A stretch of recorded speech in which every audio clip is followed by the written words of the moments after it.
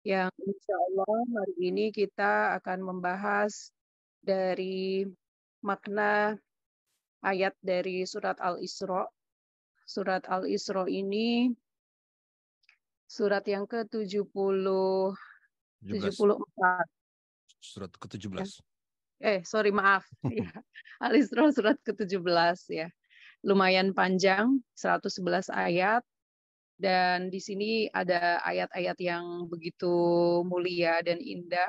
Nanti akan dibahas oleh Ustadz Dani dari ayat 78, 79, dan berikutnya. Oke, baik Ustadz, mari kita mulai saja Ya, untuk belajar dan kajian bersama kita pagi ini. Silakan Ustadz Dani. ya, baik. Bismillahirrahmanirrahim. Assalamualaikum warahmatullahi wabarakatuh. Alhamdulillah, nahmaduhu wa nasta'in wa nastaghfiruh wa na'udzu billahi min syururi anfusina wa min sayyiati a'malina. May yahdihillahu fahuwal muhtad wa may yudlil falan tajid lahu waliyyan mursyida. Asyhadu an la ilaha illallah wahdahu la syarika lah wa asyhadu anna Muhammadan abduhu wa rasul la nabiyya ba'dah. Rabbi syrahli sadri wa yassirli amri wal uqdatam min lisan yafqahu qawli waj'alni waziran min ahli. Saya tidak boleh melewatkan doa itu karena ini doa kita semua juga agar Allah lapangkan isyrah sudurnya, sudur kita semua. Sudur saya secara pribadi menerjemahkan juga lebih luas adalah kesadaran kita ya. Jadi ketika kita meminta kepada yang maha menyadarkan atau maha melapangkan kesadaran seseorang, maka orang tersebut, baik yang menyampaikan, saya yang berbagi, ataupun yang berdiskusi nanti, sahabat-sahabat semua, begitu dilapangkan oleh Allah atas doa yang kita panjatkan, kita akan mudah paham, gitu, mudah memahami, mudah mengerti, mudah semoga nanti sampai pada kemudahan di dalam menghayati ya, karena agama itu untuk dihayati. Orang-orang kepercayaan aja menggunakan istilah penghayatan ya terhadap kepercayaan mereka.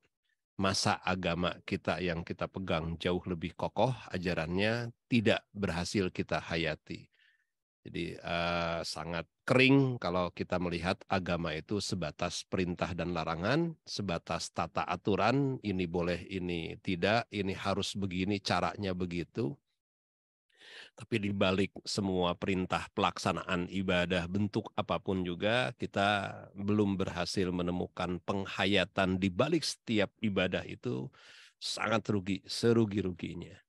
Kita hanya menjadi robot nantinya, sebatas diatur pagi bangun jam sekian, melaksanakan sahur misalkan, makan minum, seterusnya subuh melaksanakan ibadah sholat dan seterusnya, dan tidak makan tidak minum sepanjang hari, sore kembali makan maghrib dan seterusnya, setiap hari 30 kali perbuatan yang sama dan tidak menemukan sebuah penghayatan di situ.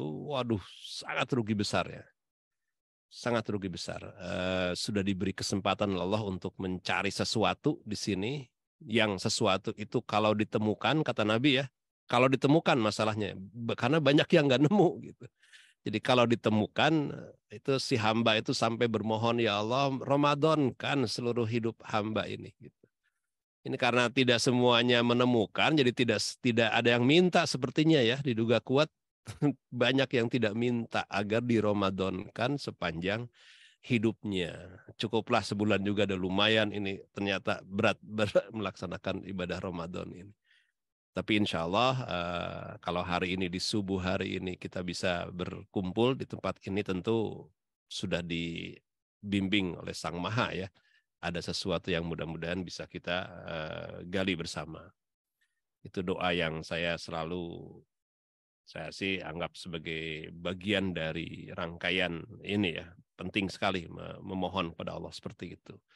Kemudian wayasirli amri, kita juga meminta masing-masing kita agar dimudahkan urusan-urusan kita, terutama dalam urusan menggali ayat demi ayat yang Allah firmankan ini.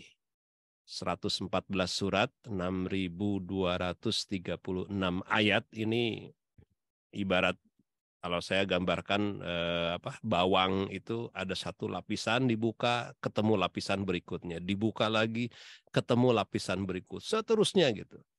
Jadi jangan pernah merasa sudah puas memahami ayat ini segitu dan dipersempit dengan tidak mau memahami lebih luas dari itu. Jangan.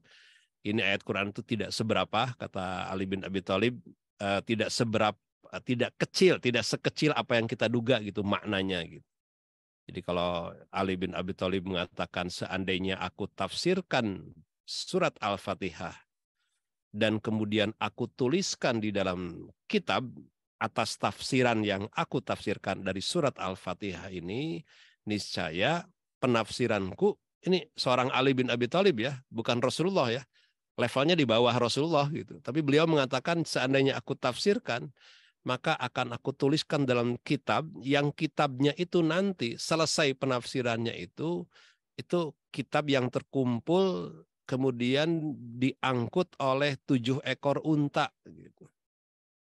Dulu mungkin penggambaran unta yang mengangkut barang bawaan dan di situ dianalogikan oleh Ali bin Abi Thalib sebagai barang bawaannya adalah kitab. Kalau kita bayangkan tukang pos ya yang membawa tas isi surat-surat, kan itu bentuknya di motornya itu kan kalau pakai motor ya, itu kiri kanan ya ada muatan lah gitu. Nah bayangkan di atas ekor unta dimuati oleh kitab di sebelah kanan dan kitabnya sebelah kiri, kan bukan satu kitab berarti kan. Anggaplah 30 kitab di sebelah kanan bagian kanannya dan 30 kitab di bagian kiri kantongnya itu kan. Berarti 60 dikali 7 berapa? Mas Siti 7 kali 6 420 jilid kitab. Bayangkanlah. Untuk menggambarkan sebuah surat yang Ali bin Abi Thalib mampu tafsirkan. Jadi artinya jangan puas dengan sebuah penafsiran dari sebuah ayat, dari tokoh ulama ini, dan kemudian kekeh ini yang paling benar, tafsiran yang lain itu salah, tuh sangat rugi besar. Kita seperti, maaf ya, merendahkan kemampuan kemahaannya Allah Ta'ala di dalam memfirmankan itu, tentu firman yang tak terbatasi oleh jangkauan akal kita gitu. Sangat terbatas akal kita dan firman-Nya tak terbatas karena dari yang maha tak terbatas. Sehingga kita tidak punya kewenangan, tidak punya kuasa untuk mengklaim bahwa penafsiran ulama ini yang terbenar, ulama itu tidak benar. Waduh, siapa kita ya yang berani bisa menyatakan seperti itu. Jadi pun ketika saya mencoba ya, saya dalam rangka mencoba memaknai surat Al-Isra ini surat yang menakjubkan sebetulnya, surat yang betul-betul bisa dilihat dari berbagai sisinya. Yang menarik ya, kenapa jurusan saya dulu kuliah itu jurusan tafsir dan hadis gitu. Kenapa bukan jurusan Quran dan hadis? Karena Qurannya udah jelas, tapi yang kita pelajari adalah penafsirannya gitu. Menafsirkan Quran itu kan juga tidak lepas dari bagaimana setiap orang itu punya latar belakang dalam memaknai ayat demi ayat. Saking luasnya tafsir, bisa satu orang ulama besar, siapa, At-Tabari atau misalkan tafsir banyak sekali ya, Baidawi, tafsir siapapun juga, banyak tokoh-tokoh ahli tafsir yang itu sekali menafsirkan satu Quran itu sampai puluhan jilid, hal yang mungkin ya, bagi Allah itu sangat mungkin.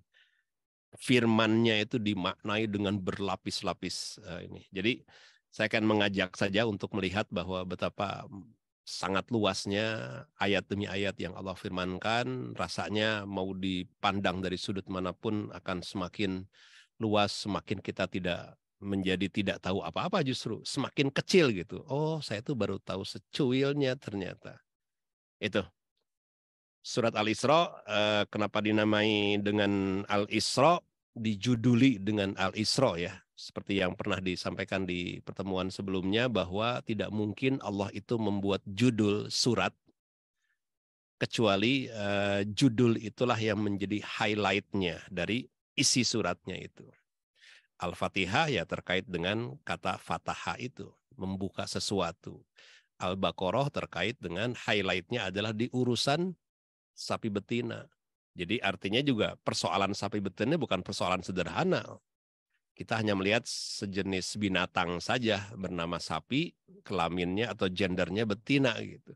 Tapi tidak, Quran mengungkap itu dan dijadikan sebagai sebuah judul surat tentu punya rahasia besar di balik mengungkapkan surat Al-Baqarah itu dengan judul sapi betina, termasuk Ali Imran, An-Nisa, dan seterusnya. Sekarang Al-Isra yang sedang akan kita gali bersama itu terkait dengan tentu seperti disampaikan Mbak Siti ya di grup juga surat Al-Isra terkait dengan Bani Israel. Kenapa Israel dinamai Isra dan ada kata il di belakangnya itu dari bahasa Ibrani. Isra itu juga kemudian diambil oleh bahasa Arab dengan kata asra, terkenal dengan surat ininya ya Isra Mi'raj itu ya. Subhanalladzi asra bi abdihi lailam minal masjidil haram ilal masjidil aqsa. Asra itu apa? Memperjalankan. Jadi bertasbih kepada Allah yang telah memperjalankan seorang hamba bernama Baginda mulia Muhammad sallallahu alaihi wasallam dari Masjidil Haram ke Masjidil Aqsa. Jadi asra, isra, isra itu asra itu bentuk kata kerjanya, kemudian menjadi bentuk nounnya adalah isra, perjalanan. Il itu sebetulnya dalam bahasa Ibrani itu artinya Tuhan. Jadi Ismail, Israel, apalagi Mikail, semuanya il semua ya. Nah itu tuh mengandung makna Tuhan. Nah Ismail yang mendengar doa Allah mendengar doanya si hamba. Nah kan terkenal ya dengan riwayat Nabi Ibrahim yang mendapatkan karunia anak bernama Ismail karena di situ karena Allah Nabi Ibrahim ingin menunjukkan lewat nama yang disematkan ke anaknya itu Allah mendengar doanya. Il itu terkait dengan Allah. Jadi Israel itu jangan juga kita mempersempit ya. Ini lagi sensitif sekarang dengan Israel yang gara-gara tidak boleh masuk Indonesia jadi batal Piala Dunia ya.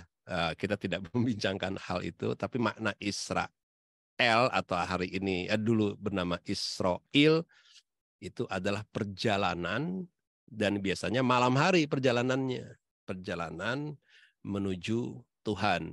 Jadi menuju Allah. Di situ karena memang Bani Israel terkenal dengan sejarah itu terlonta-lonta, terkatung-katung, mencari negeri yang dijanjikan. Gitu. Mencari Tuhan. Di malam hari. Kenapa malam hari? Karena memang siang panas. Gitu. Jadi perjalanan orang-orang gurun waktu itu kan di gurun ya. Itu di malam hari. Itu ada makna filosofi sendiri ya untuk hari ini kita. Kenapa dinamai dengan surat Al-Isra? Di situ juga ada ayat terkait dengan perjalanan Isra dan Mi'raj ya. Karena kita pun seyogyanya merenungi tentang sebuah perjalanan. Nah, kenapa malam hari? Ya nanti terkait dengan tahajud. Tahajud kita tuh Israel kita, maaf ya, jangan Israel bayangkan Israel, awas. Nanti identik Yahudinya, enggak. Tapi Bani Yahudi itu Bani Israel itu kan keturunan dari Nabi Yakub. Kita jangan dipersempit istilah itu sudah kadung ini identik Yahudi adalah kejahatan, adalah kemudian kita menafikan semua istilah itu dan tidak kita ini. Quran tetap menyebut ini ada Bani Israel sebagai sebuah sejarah, tapi juga sebagai sebuah renungan buat kita tentang perjalanan kaum Bani Israel gitu. Yang di situ kan diutus oleh Allah ya, ribuan nabi. Cuma namanya Bani Israel ya, di situ digambarkan betapa Allah tanda petik sebel gitu melihat mereka diutus nabi dibunuh, diutus lagi nabi kedua dibunuh lagi. Mudah mereka itu membunuh nabinya kalau nggak disukai gitu. Itu saking saking ngeyelnya tabiat perilaku mereka gitu, sehingga diutus ribuan nabi pun tidak berhasil membuat mereka itu sepenuhnya beriman. Tapi kita diutus hanya seorang baginda Rasul Shallallahu Alaihi Wasallam. Alhamdulillah, insya Allah bisa meyakini kebenaran. Tapi di balik itu tadi Israel yang dibahas di sini tentu terkait dengan perjalanan malam. Kita ambil sisi positifnya, yaitu bahwa yang dinamai dengan surat Al-Isra juga termasuk salah satunya highlight-nya adalah perkara sebuah perjalanan malam. Nah, saya anggap surat ini, ayat ini yang 78 sampai 82 ini yang menjadi highlight-nya gitu tentang bagaimana tahajud itu nanti ya kita coba ayat per ayatnya kita kupas lagi. Namanya mengupas itu kan ibarat bawang yang dikupas, tentu baru kupasan pertama, nanti ada kupasan keduanya, entah siapa yang akan menyampaikan. Itu sangat sangat dalam sekali.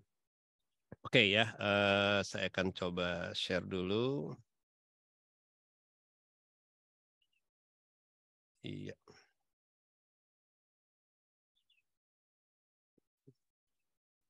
Ini saya menggunakan website ini karena bagi saya ini memudahkan saya untuk menggali ayat, kemudian mencari relasi dengan ayat yang lain. Ini web ini insya Allah ini manfaat 17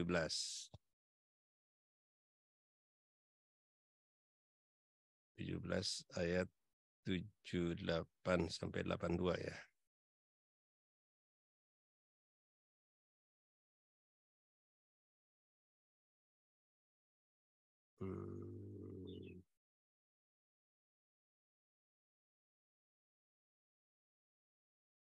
Oke, cukup jelas ya.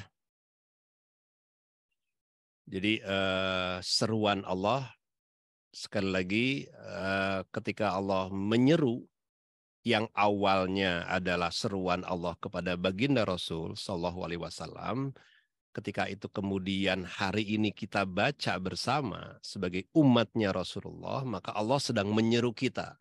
Sekali lagi kita wajib GR dalam setiap ayat yang apapun bentuk ayat itu Allah ungkapkan, jangan-jangan ada sesuatu yang sedang Allah sampaikan untuk kita semua yang membacanya.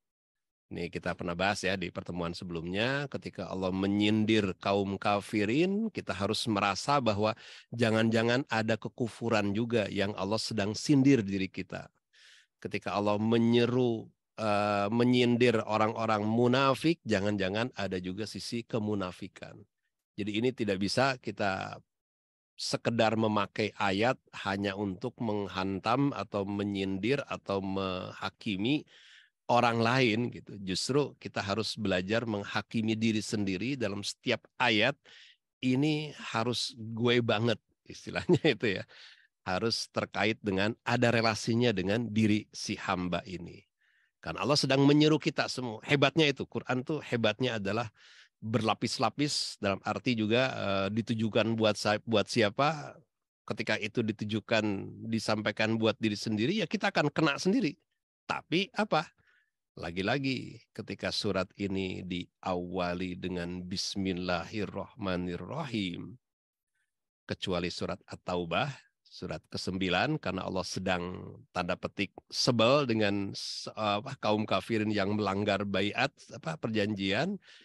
Maka di situ hanya satu surat aja yang tanpa basmalah ya. Selebihnya 113 surat Allah itu memulai ayatnya dengan ingin menunjukkan ini surat didasarkan atas bismillah ini. Ini surat mau di situ ada teguran, mau di situ ada peringatan, mau di situ ada ancaman, semua ngeri kan? Tapi tetap diawali dengan ini landasannya karena aku, kata Allah, hendak mengasihi hambaku.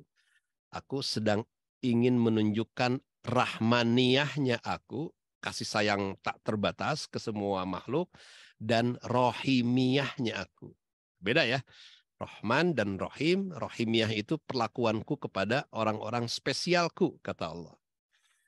Beruntunglah yang menjadi spesial diberikan aspek rohimnya Allah. Tapi juga tidak rugi bagi orang-orang secara umum, Allah juga menebarkan rahmaniyahnya, aspek kasih sayang luas. Jadi mari kita pandang ayat-ayat ini pun, ayat manapun selalu terkait dengan itu semua. Waduh ini ngeri kok ada ancaman. Enggak, Allah tuh mengasihi kita melalui ancaman itu, agar di balik ancaman ada kasih sayang Allah membuat kita menjadi tersadar gitu. Oh iya ya, saya ini khilaf di dalam urusan ini. Baik, saya akan langsung masuk. Di sini Allah menyatakan kata hakim. Ini saya harus bahas per kata juga, ini buat saya tidak selesai ya. Saya nggak tahu nih Mbak Siti, saya mau hari ini mau sampai jam 12 atau jam 1 nih. Nggak, jam 7 tetap ya. Pasti nggak akan pernah selesai ya bahasan ayat. Jadi di ayat pertama, kenapa Allah menggunakan kata hakim untuk urusan bernama sholat ini. Jadi kalau hakim, saya ini warna biru, berarti kalau diklik ini akan keluar semua ayat yang ada hubungannya dengan kata hakim semua. Dari kata kerja hakim, nah ini silakan yang mau eksplorasi ayat di website ini, kenyang betul nanti. Rata-rata maknanya dirikanlah, berdiri, lurus, benar, kemudian berdiri juga. Kemudian ada hakim, ada kaum, berarti ada relasi antara hakim dengan kaum. Kaum itu kaum, golongan, kemudian ada banyak ini referensinya. Ini silahkan buka semua ayat yang terkait dengan, kemudian ada konteks mustaqim. Itu juga perkara besar dalam urusan kita, karena ini yang menjadi tujuan hidup kita kan menempuh jalan Siratal Mustaqim ya. Itu kan dijadikan, diabadikan di dalam Al-Fatihah. Tentu ini ayat-ayat sangat krusial gitu, meminta Siratal Mustaqim itu. Nah, kalau di terjemah leksikonnya, dictionary leksikon di sini diambil dari kata ko, wa, dan mim. Stand still or firm, pros, stand up, manage, conduct. Nah, ini semua bahasa istilah yang terkait dengan istilah hakim. Saya ingin kembali ke ini. Jadi maksudnya adalah Allah memerintahkan kita. Ini bentuk kata perintah ya, kata hakim itu ya. Jadi kalau saya lampirkan sebentar. Catatannya, oh bukan dari sini, maaf.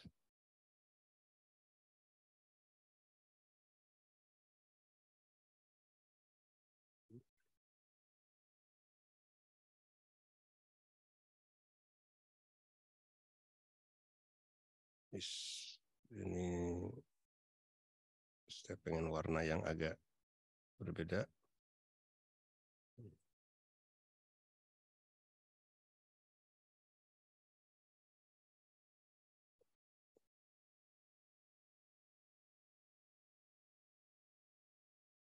Sebentar, maaf.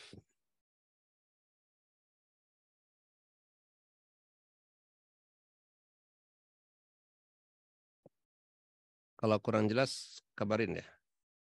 Harusnya ini jelas. Saya lagi suka warna-warna gelap ini.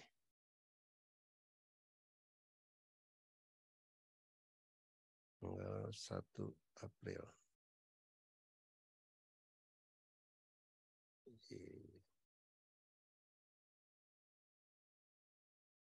Jadi kata hakim,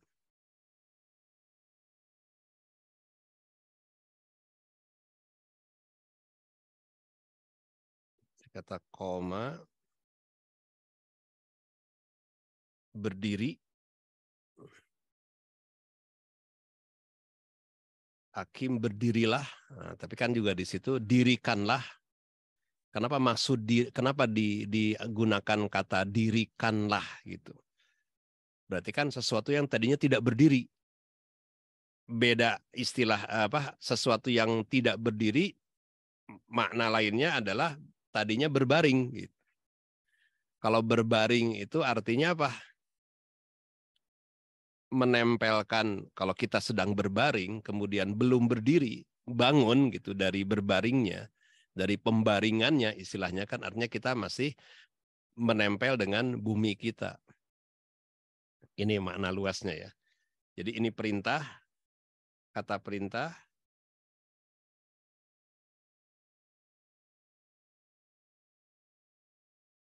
Tegakkanlah, berdirilah. atau bahasa di terjemah umum kan dirikanlah gitu.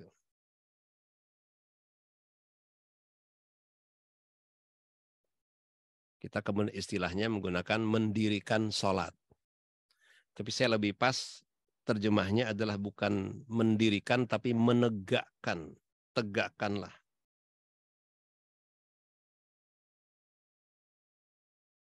Gitu. Jadi perintah Allah kepada si hamba, tegakkanlah sesuatu gitu. Nah, konteksnya apa yang ditegakkan itu as-sholat.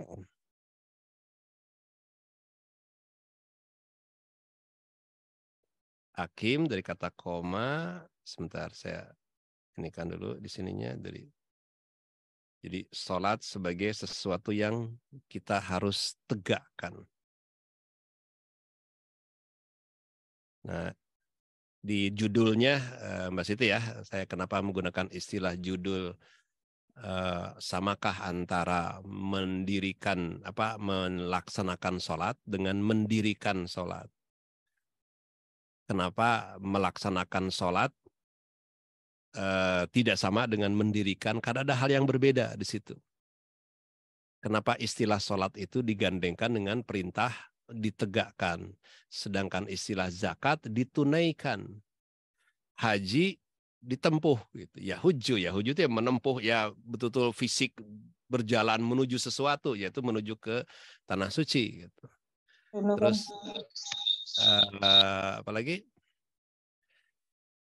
Kemudian kalau puasa juga apa? Puasa perintahnya apa? Bukan ditegakkan, bukan ditunaikan ya. Puasa ya puasa aja, sumu Ramadan, kutiba alaikumusiyam, maka itu kutiba malah itu kemarin kita sudah bahas ya. Itu hal berbeda lagi ya perintahnya. Tidak dalam bentuk perintah malah itu. Kutiba alaikumusiyam itu sebuah pernyataan bahwa Allah itu sudah menetapkan kamu itu harus siam di dalam diri kamu. Harus ada sebuah tertulis, tertera. Kutiba itu selain bermakna kewajiban, juga bermakna sudah tertulis, sudah terpatri di dalam diri kita. Seorang mukmin, seorang takwa itu adalah ada di dalam dirinya ada tulisan, kalau Superman itu huruf S, kalau kita adalah asyam, tertulis di dalam diri kita sebuah kemampuan menahan diri, mengendalikan diri gitu. Saum itu kan dasarnya itu ya. Nah, balik lagi ke sini. Jadi kata as-sholat itu kemudian digandengkan dengan penegakan karena tadinya kita mungkin dalam posisi terbaring gitu. Nih kalau boleh digambarkan mana terbaring, mana tegak. Kan terbaring itu begini ya. Kalau nih fisik. Sedangkan tegak tuh. Nah, ini ilustrasi saja bahwa penegakan sholat itu adalah ketika ditegakkan sebuah, apa makna sholat dulu nih? Secara umum sholat kadang dimaknai, bukan kadang ya, secara umum dimaknai sholat itu adalah doa. Kemudian ada lagi makna sholat itu adalah sebuah ibadah yang diawali dengan takbir, diakhiri dengan salam. Yaitu ibadah sholat itu sendiri. Juga kadang dimaknai sholat itu adalah penyembahan. Tapi kalau kita ambil makna sholat dilihat dari akar katanya, walaupun bisa aja akar kata ini juga memiliki berbeda pendapat, tapi saya mengambil kata sholat ini berasal dari sebuah istilah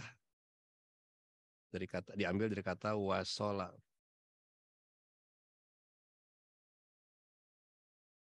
Nanti ada istilah wasilah, ada istilah solawat, ada istilah tawasul dari akar yang sama. Wasola itu secara bahasa ternyata sampai. Wasoltu ilal masjid, saya telah sampai di masjid. Berarti kan sebelumnya dari tempat lain kan. Nah, sampainya perjalanan dari rumah ke masjid, kemudian diistilahkan wasoltu ilal masjid. Wasoltu fil masjid. Fi pakai fi ya. telah sampai ke masjid. Sebuah relasi gitu, sebuah hubungan. Kita mengenal istilah wasilah di sini, akarnya lain.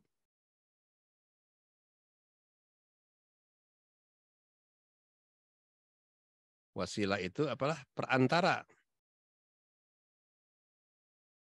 Bahasa umum kita mah broker lah gitu. Apa tugas broker itu? Yaitu menghubungkan. Jadi saya lebih pas akhirnya menerjemahkan kata sholat itu adalah dengan makna lain di sini selain yang ini adalah keterhubungan.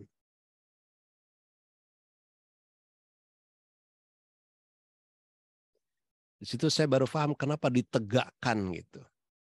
Karena saya gambarkan bahwa ketika kita masih terbaring, kita sedang menghadapkan wajah kita kepada sekitar kita, hablum minan nas kita, keterbaringan gitu. Kalau penegakan kayak ditegakkan ke atas gitu kan, tegak itu pasti gini ya. Nah, ke atas ini. Nah, ketika si hamba sedang menghadapkan wajahnya kepada Sang Maha,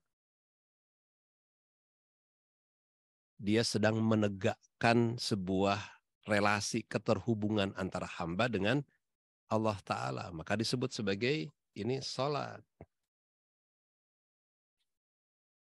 Nah, yang menarik saya melihatnya bahwa penegakan sholat itu artinya menegakkan sebuah keterhubungan. Kalau dalam bahasa gaul hari inilah atau bahasa komunikasi hari ini, selama kita tersambung, ketersambungan, gitu, maka terjadi sebuah hubungan relasi kan, aksi dan reaksi, sebuah komunikasi terbangun. Jadi membangun atau menegakkan sholat itu seharusnya ya teorinya, karena prakteknya sangat tidak mudah. Saya termasuk yang merasa ini tidak mudah untuk membangun sebuah relasi yang indah antara kita sebagai hamba yang penuh dengan kesalahan, kebodohan, penuh dengan ketergelinciran, dengan yang maha sempurna. Gitu. Tapi kan Allah perintahkan untuk membangun relasi ini. Gitu. Jadi sholat itu sejatinya adalah sebuah sarana yang indah yang Allah tata atur lewat baginda Rasul untuk membangun sebuah keterhubungan atau ketersambungan.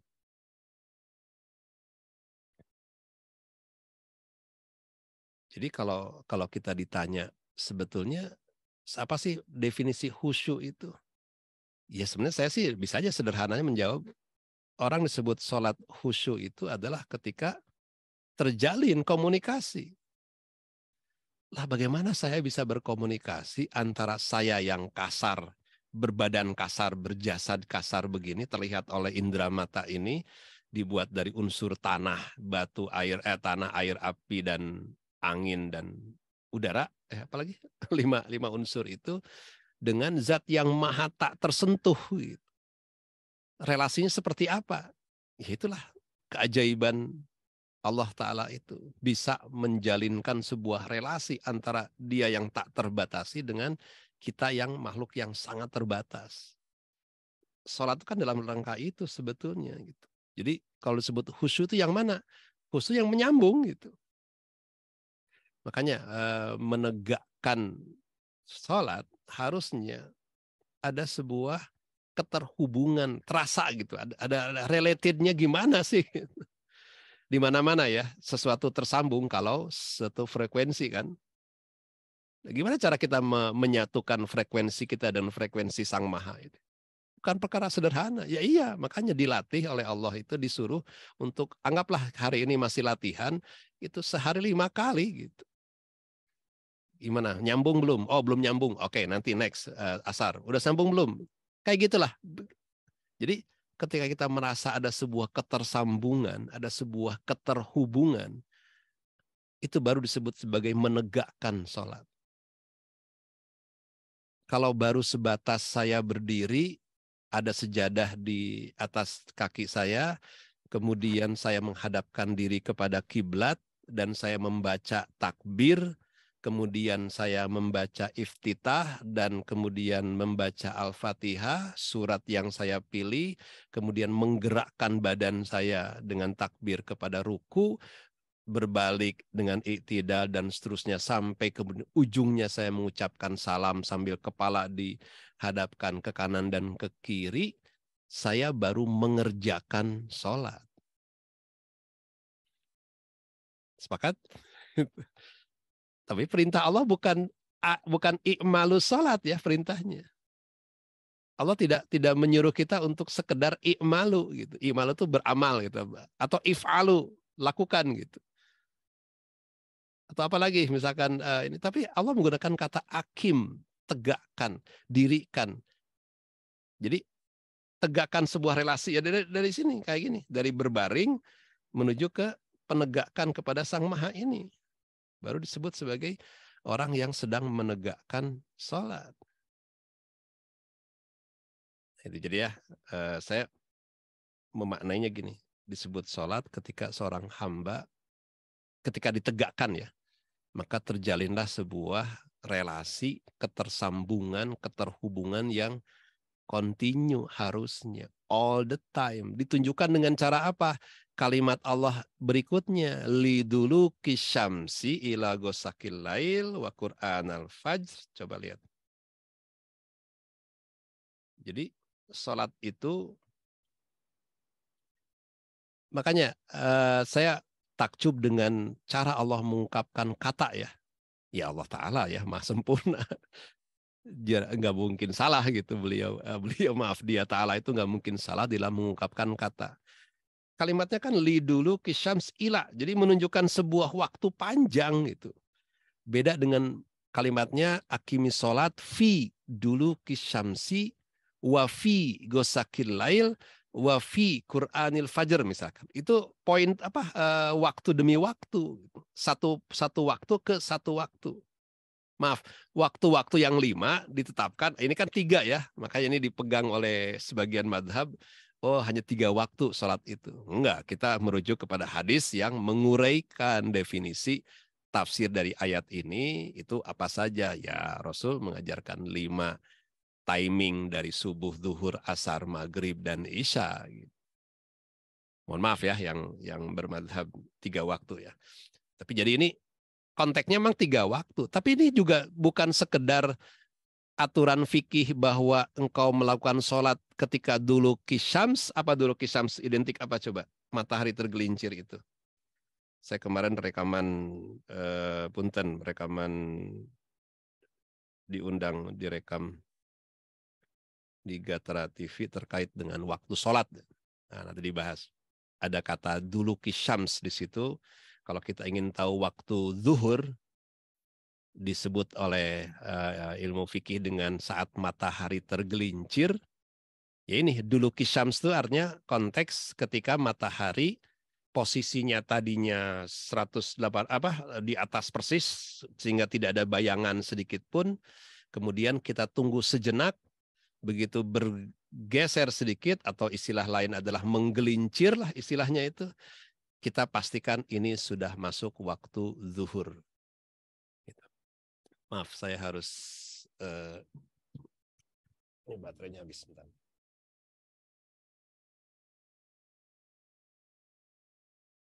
Waduh, ini baru 1 ayat kayaknya nggak akan selesai Mbak Siti. Punten, kalau nanti ada bab kedua, kalau masih ada slot waktu, izinkan untuk melanjutkan ya di hari lain. Gitu.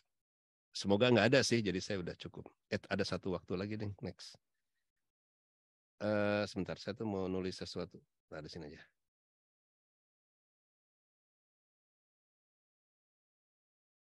Ini saya tidak ada maksud apapun mencoret-coret ayat ya, cuma saya ingin melihat ininya, keindahan.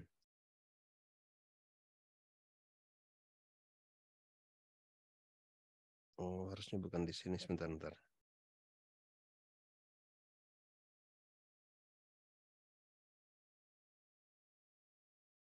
Sebenarnya ada tampilan. Di mana ya? Terus maaf. Ini masih, udah ini aja. Jadi ada 3 waktu di sini disebut, tapi yang menarik Allah menggunakan kata liduluki. Jadi tegakkan sholat liduluki syamsi ila ghosakil lail. Bukan fi duluki syamsi wa fi ghosakil lail. Menunjukkan ini sebuah waktu yang terus-menerus sebetulnya. Gitu. Jadi kan menunjukkan kalau perintah di dalam hadis kan mengerjakan sholat di waktu waktu subuh jam sekian, zuhur jam sekian, asar jam sekian, maghrib dan isya kan di jam-jam tertentu itu. Atau boleh ada ini ya kan durasinya ke ini. Itu kan timingnya timing tertentu di titik-titik tertentu gitu. Kalau di sini itu seperti apa ya? Allah tuh memerintahkan sejatinya sholat itu dilakukan sepanjang waktu gitu. Berarti bukan sholat dalam makna mengerjakan, tapi membangun sebuah keterhubungan kita, ketersambungan kita dengan Maha itu harus all of the time, sepanjang waktu kita. Digambarkan dengan 3 waktu, dari sejak matahari tergelincir waktu zuhur sampai kemudian ghosakil lail itu waktu malam, itu kan berarti kan urutannya di situ ada asar, ada maghrib dan ada isya. Dan kemudian Quran al-Fajr. Ini juga kalau digali lebih dalam jauh, tapi saya singkat aja bahwa ini terkait dengan para ahli tafsir sepakat waktu subuh. Jadi intinya gini aja sih, bahwa intinya saya ingin menyoroti persoalan akim ini. Bahwa relasi hamba dengan Sang Maha itu sejatinya harus ada sebuah relasi yang all of the time. Tidak dibatasi oleh waktu-waktu tertentu itu.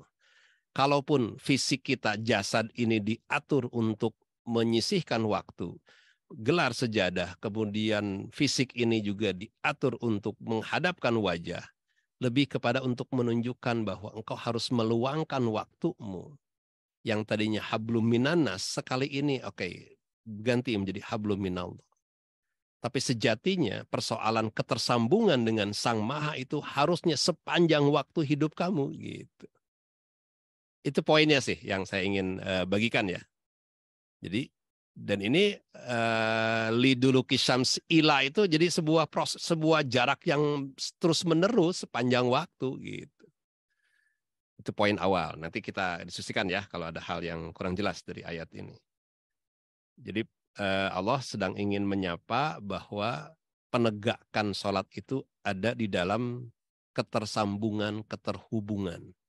Selama kita baru sebatas mengerjakan dan belum ada sebuah relasi keterhubungan dengan Sang Maha, ya kita belum berhasil menjadi orang yang menegakkan sholat.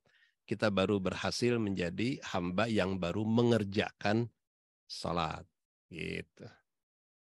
Waduh, selama ini gimana dong? Nah itu. Jadi wajar saja gitu kalau sholat-sholat yang kita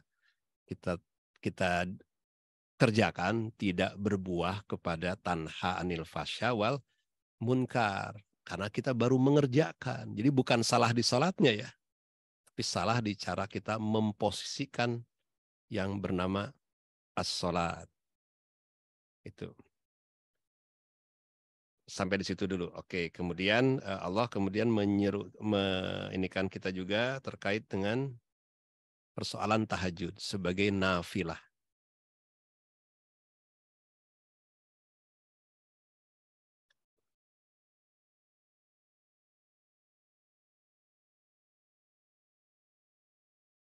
Wa minal laili fatahajjad bihi nafilatan lak asa ayyab'atsaka rabbuka maqaman mahmuda. Ini juga kalimat perintah sebetulnya, tahajud itu ya. Fatahajjad, maka bertahajudlah di sebagian malam. Minal lail terkait dengan sebagian waktu malam. Kita tidak perlu harus bertahajud sepanjang malam. Walaupun baginda Rasul dalam satu momen tertentu pernah tanda petik ya dipergoki oleh Aisyah ketika beliau bersama Rasul bangun malam kemudian Ternyata beliau tidak ada di sampingnya dan Aisyah mencari, ternyata ada di pojokan rumah dalam keadaan sholat dan menangis terseguk-seguk ya. Janggutnya basah, kemudian Aisyah bertanya, ya Rasulullah, mengapa engkau terlihat begitu bermalam-malam atau berjam-jam sholat seperti padahal bukankah seperti berusaha payahlah dalam pandangan Aisyah ya. Bukankah engkau sudah dijaminkan oleh Allah sebagai makhluk terbaik yang dicipta oleh Allah sepanjang masa kan? Kemudian dijaminkan surga dan diangkat menjadi seorang kekasih Nabi dan Rasulnya. Kata Rasul, apa jawabannya? Rasul sholat malam sepanjang malam itu bagi Rasul adalah sebuah afala akuna abadan syakur. Wujud syukurnya Rasul.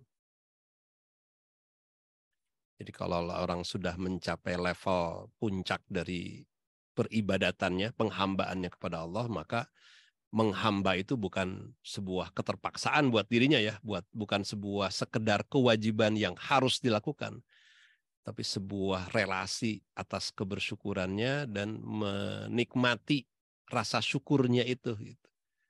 Rasul menikmati tentu saja ya, sholat sepanjang malam, kemudian disebutkan dalam riwayat itu bengkak kaki. Itu bayangkan ya, sekuat orang Arab dan dalam usia 40 tahun, 60-an tahun tuh di orang Arab tuh pasti kuat-kuat dan sehat itu. Kemudian beliau menegakkan pastinya, bukan sekedar menegakkan sholat sampai tidak sadar bahwa kakinya telah membengkak, itu kan berapa ratus rakaat mungkin ya kalau dalam hitungan, atau satu rakaat tapi yang pernah diriwayatkan satu Al-Baqarah misalkan sampai Ali Imran sampai An-Nisa. Ada satu riwayat saya ingin cerita aja ini ya. Rasulullah itu, para sahabat itu kan ketika menjadi makmum itu Rasulullah membaca Al-Baqarah, begitu selesai Al-Baqarah para makmum itu udah siap-siap mau ruku, ternyata Rasulullah melanjutkan dengan surat Ali Imran.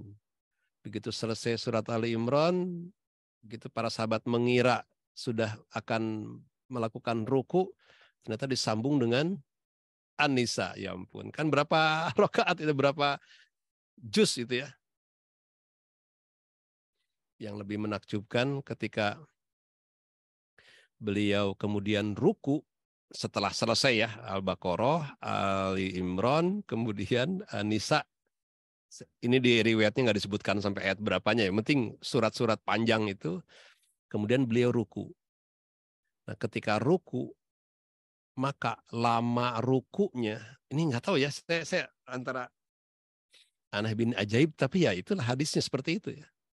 Kata Rasulullah, kata para sahabat yang meriwayatkan itu, lama rukunya Rasulullah itu sama dengan lama ketika beliau berdirinya. Kan berapa kalau hitungan mungkin anggaplah 30 menit berdiri karena membaca 3 surat itu, berarti rukunya juga 30 menit ya. Kemudian riwayat berikutnya apa? Ketika beliau i'tidal berdiri, kemudian lamanya berdiri sama dengan lamanya rukunya. Saya sedang mencoba melogikakan, kan nggak kebayang seperti apa gitu, bahwa ketika beliau menikmati sholat itu. Makanya sampai kapankah kita bisa menemukan sebuah keadaan di mana sholat itu dinikmati, bukan sekedar dikerjakan. Itu kan aspek rasa yang bermain ya. Dan harus ada sebuah keterhubungan gitu. Kita kalau sudah menjalin hubungan komunikasi dengan kekasih kita lah istilahnya itu, kan nggak kerasa ya, mengobrol 1 jam 2 jam kan nggak akan, kita kadang nggak peduli orang lain ya, penting saya sedang menikmati relasi ini gitu, komunikasi ini gitu. Nah, baginda Rasul pun seperti itu ya. Makanya kalau beliau kemudian ini nih, semoga menjadi impian kita lah kalau hari ini ya, sampai ke sana gitu. Tapi mestinya bisa sampai ke sana. Beliau memanggil Bilal ketika masuk waktu sholat. Kemudian kata Rasulullah kepada Bilal itu, hai Bilal, kumandangkanlah adzan. Ada kalimat berikutnya, arihni bis sholat gitu. Jadi arihni itu dari kata rohah, Rohah itu bahasa kita kemudian menjadi rehat, atau istilah lain istirahat gitu kan. Itu istirahatnya Rasulullah itu di dalam sholat. Arih ini apa tujuan istirahat? Kan untuk menyegarkan gitu. Yang kita kelelahan, break, istirahat agar seger lagi kan gitu. Nah, beliau itu menjadikan ibadah ini adalah sebagai bentuk rehatnya. Kalimatnya begini, aku ingin mengistirahatkan jiwaku. Jadi menyegarkan jiwaku melalui penegakan ini. Nah, ini mungkin poin penting untuk kita gali bersama, untuk kita ya, termasuk saya pribadi, adalah bahwa sholat itu harusnya salah satu tanda Allah menerima atau tidak menerimanya, dan tanda menerimanya kita menemukan kesegaran di situ.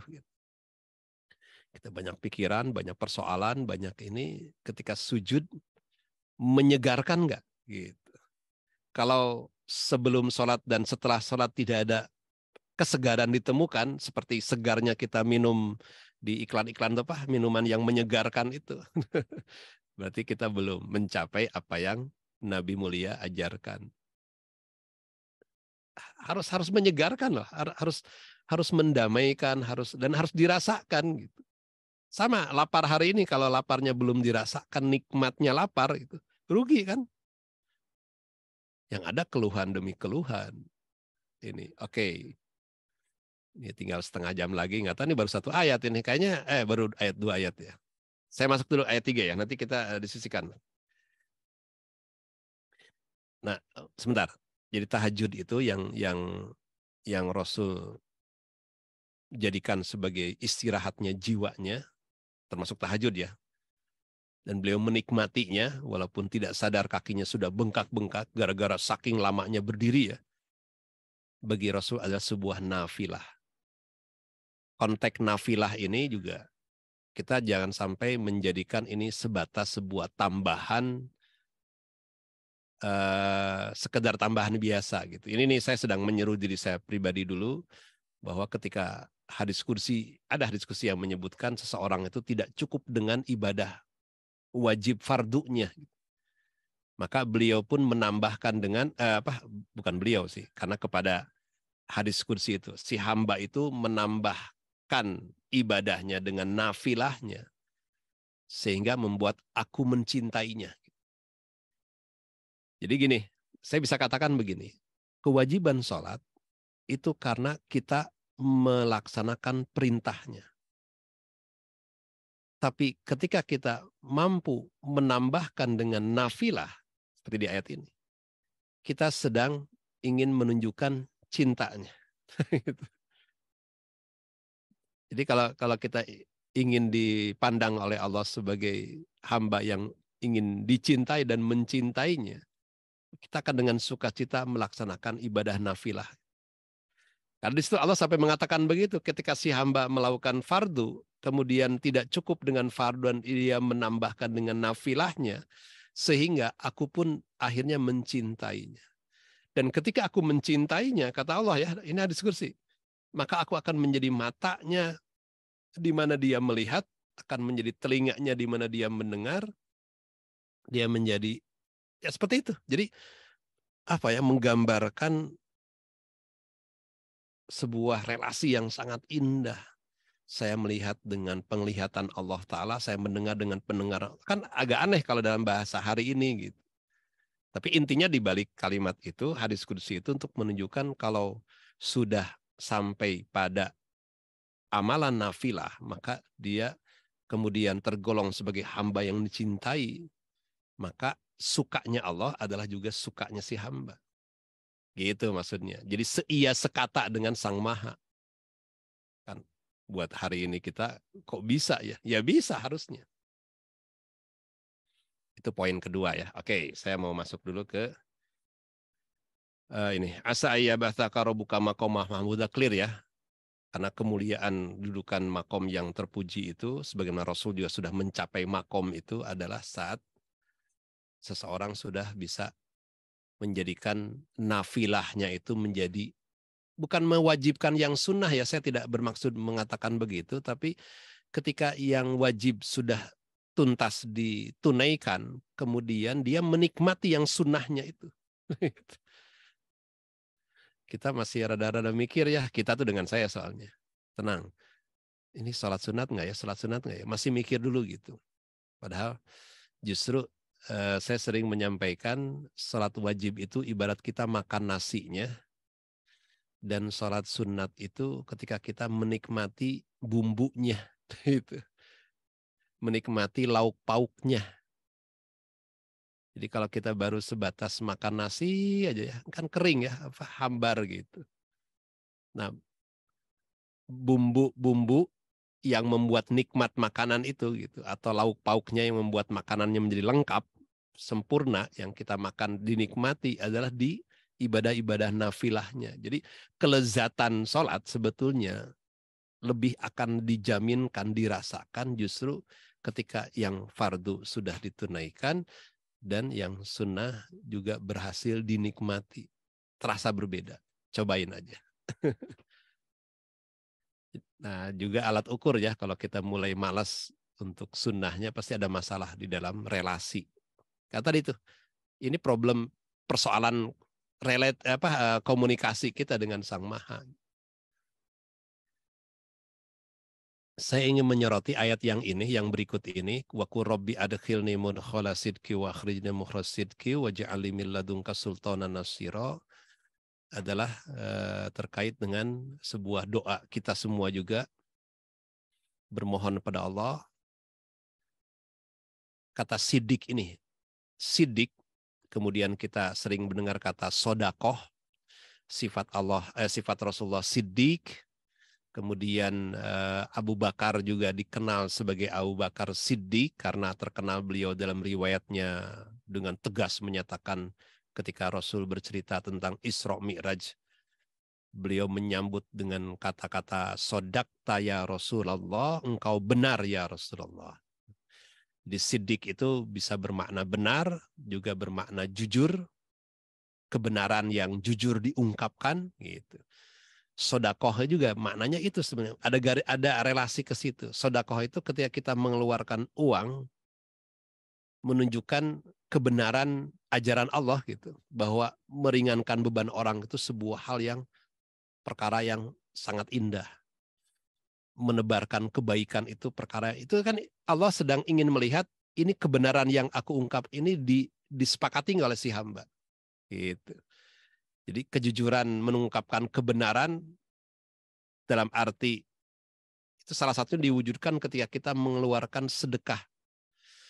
Senyum adalah sedekah karena dari senyuman itulah kan melahirkan sebuah kondisi di mana oh ya relasi kita baik-baik saja gitu dengan adanya senyuman itu. Kan menunjukkan sebuah kebenaran yang Allah ajarkan ya. Itu ke situ nanti ininya. Kenapa diistilahkan dengan kata sodakoh. Jariyah, sodakoh. Itu kan menunjukkan kemahabenarannya Sang Maha. Nah, kita ingin dalam doa ini juga berharap segala sesuatu ketika kita memasuki itu, masuk itu kan terkait memasuki urusan itu, memasuki persoalan itu, memasuki keadaan itu adalah minta kepada Allah, ya Allah, berikan hamba kemampuan untuk, atau ketika hamba memasuki sebuah urusan ini dan urusan ini adalah benar adanya. Sehingga seperti kata Jibril, kata Abu Bakar Siddiq ya, sodakta ya Rasulullah, sesuatu yang dibenarkan. Kan benar dan jujur itu kan ya 11-12 dekat ya relasinya kan. Dan ketika keluar dari sebuah urusan itu ya Allah, keluar dari persoalan apapun juga ya Allah dalam keadaan yang keadaan yang benar gitu.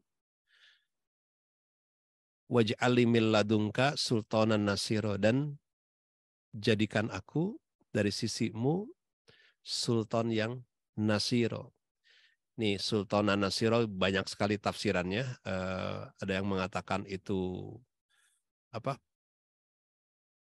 kekuasaan Allah yang Allah hadirkan dalam setiap saat kita mendapatkan pertolongan Allah sepanjang waktu, seperti itu.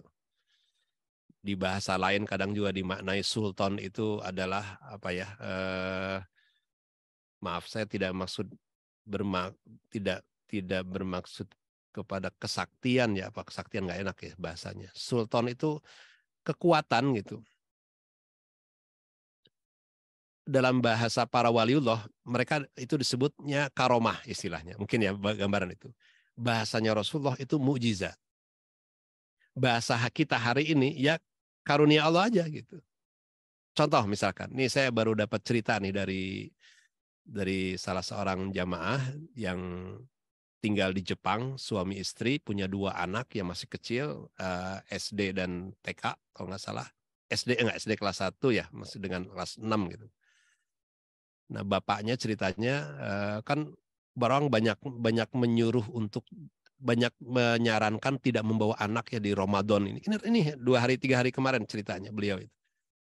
Tapi ya mereka bismillah tawakal Allah datang ke sana membawa 2 anak seperti itu. Satu saat ketika sholat maghrib katanya bapaknya bersama anaknya yang laki-laki yang masih SD kelas 1-an gitu.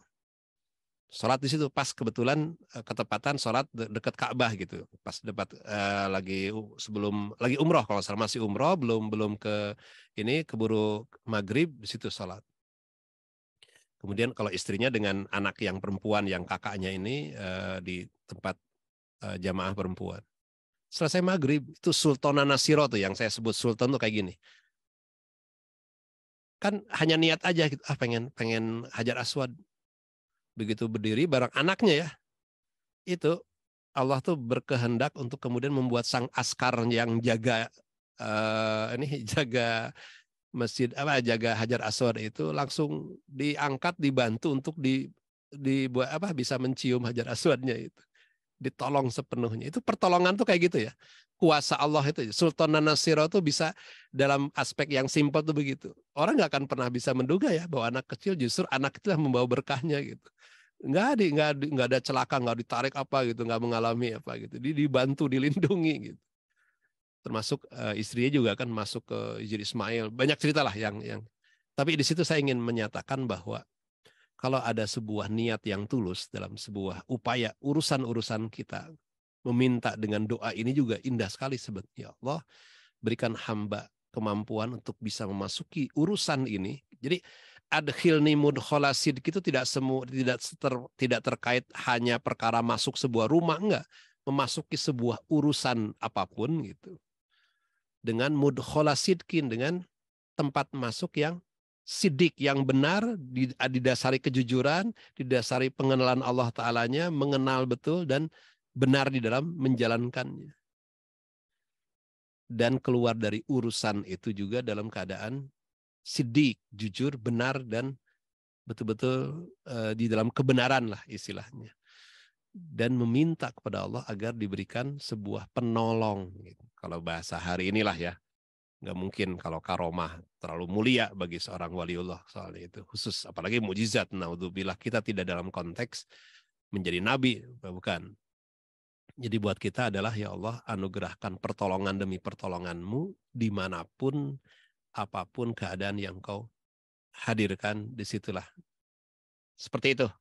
Ini saya mau satu lagi ya, mau menuntut sampai akhir. Soalnya ini ininya menariknya di sini nih apa nanti. Saya ingin menutup ayat yang 81 clear rasanya buat kita ya bahwa al-haq itu akan hadir dimanapun, kapanpun, pada waktunya hadir, dihadirkan Allah dengan mudahnya. Kebatilan mau sehebat apapun datang menerpa kita, menimpa kita, kebatilan itu, atau kita sedang betul-betul berada di dalam kebatilan, bagi Allah sangat mudah untuk melenyapkan.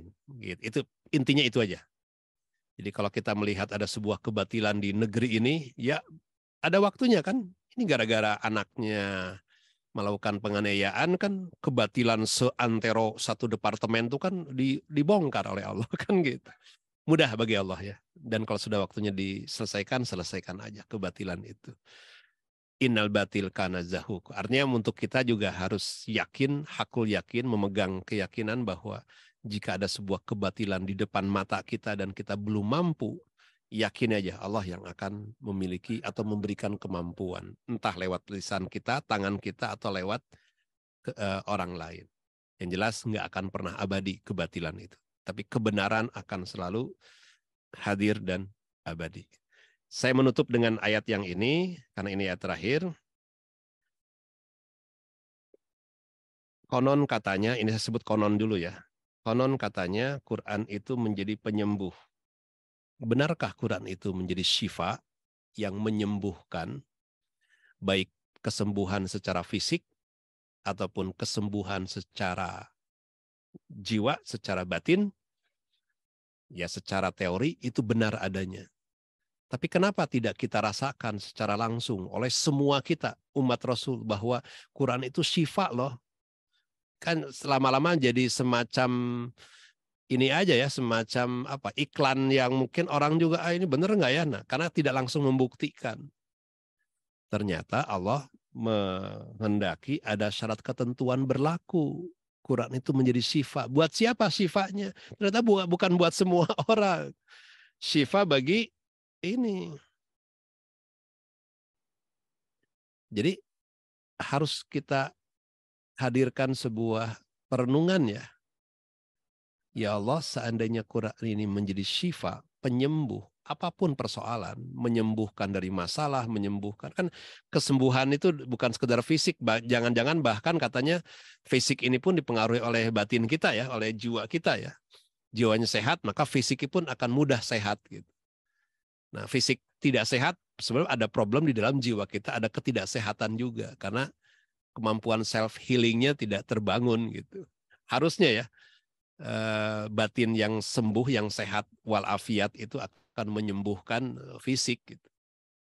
Nah, tapi ketika Quran disebut oleh Allah Ta'ala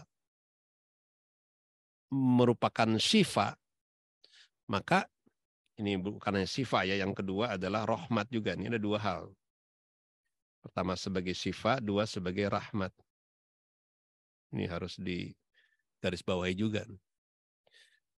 Hanya teruntuk bagi orang-orang yang mukmin. Jadi renungan buat kita loh. Jadi kita bisa menyatakan diri saya sebagai mukmin karena saya menemukan kesembuhan di dalam Quran. Jika ternyata saya belum menemukan sebuah obat menyembuhkan saya, baik menyembuhkan kesadaran saya, menyembuhkan keputusasaan saya, kan lebih indah itu ya, kesembuhan itu ya, ke aspek batin kitanya gitu, menyembuhkan apa ya, hati saya dari kegundahan, kecemasan berlebih, kepanikan dalam sebuah urusan. Berarti saya harus mempertanyakan nilai keimanan saya, kan gitu. Jadi kalau orang mengklaim saya sudah punya iman kok. Oke, mana buktinya? Salah satu buktinya harus ditunjukkan seberapa menjadi syifakah Quran itu. Itu poinnya. Jadi kita membuat kita perlu merenungkan kembali. Kalau kita menyatakan mengklaim diri sudah beriman, harusnya berbanding lurus dengan pernyataan Allah Ta'ala yang menyatakan, lihatlah Quran, syifa nggak bagi dirimu, menyembuhkanmu nggak gitu.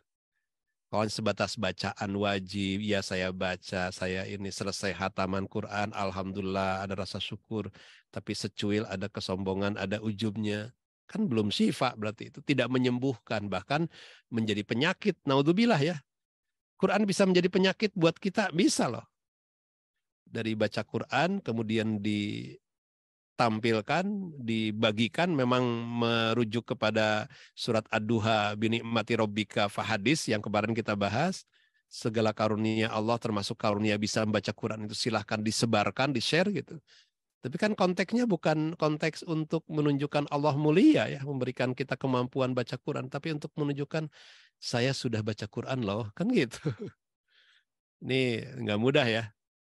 Di grup berlomba-lomba untuk kebaikan, tapi jadi tipis batasnya antara berlomba-lomba menunjukkan saya sudah selesai hatam sekian juz dengan saya sedang ingin menampilkan saya bisa loh itu. Tapi dalam konotasi saya ingin dapat pujian. Naudzubillah. Kemudian rahmat. Rahmat itu makna dasarnya adalah pertolongan. Sering disebut-sebut ya. Baik rahmat dalam arti di urusan pernikahan, samawa, sakinah mawadah warahmah, ini juga Quran sebagai rahmah ya, yaitu pertolongan dalam urusan apapun. Jadi intinya adalah saya boleh menyatakan mengklaim diri sudah beriman karena saya sudah menemukan sebuah kesembuhan ketika saya membuka ayat, memaknai, mentafakuri dan seterusnya. Saya alhamdulillah bisa menyatakan keimanan karena saya sudah merasakan bahwa Quran ini menolong kehidupan saya. Nah gitu, itu baru benar klaimnya. Cuma kalau kita baru menyatakan iman tapi ditanya merasa disembuhkan Quran enggak? Ntar dulu yang mana ya kesembuhannya? Nah itu ada problem. Sudah mendapat pertolongan enggak dari ayat demi ayat yang Allah ungkapkan? Ntar dulu ya, mana yang pertolongan? Nah itu berarti problem kita. Baik, karena saya tidak boleh minum, jadi saya harus bergantian seperti pekan lalu. Sayang sekali waktunya hanya 15 menit ya. Kurang malah, udah tinggal 12. Mangga, silakan Mbak Siti, saya harus kembalikan kepada ini. Jadinya Mbak Siti yang host ya, yang admin ini ya. Iya, insya Allah Ustadz. Ya, silakan. Iya, Masya Allah Ustadz. Diberikan pengantar dari satu konsep kita memposisikan sholat itu ya, adalah satu proses untuk menegakkan hubungan antara manusia dengan Sang Pencipta kita gitu ya. Oke, silakan rekan-rekan jika ada pertanyaan ataupun ingin didiskusikan bisa dituliskan di chat juga atau raise hand. Sudah Ini ada raise hand. Ada Kak Mukti, tapi saya juga ada pertanyaan Ustadz sebelum saya mempersilahkan Kak Mukti. Jadi di dalam sholat itu tadi bagaimana kita bisa menjalin hubungan seperti itu. Nah, proses yang ada di dalam sholat seperti itu kan dari konten ya, maksudnya kita kan membaca Al-Quran ya, Al-Fatihah seperti itu. Kemudian juga ada dalam bentuk ruku, kemudian sujud gitu. Itu merupakan ekspresi-ekspresi yang berbeda. Nah, mungkin kalau dalam waktu membaca Al-Quran gitu, mungkin sholat itu sebagai momen terindah untuk bisa menghayati dari kalimat Quran seperti itu ya. Kalau misalnya kita belajar lebih tentang surat-surat pendek ataupun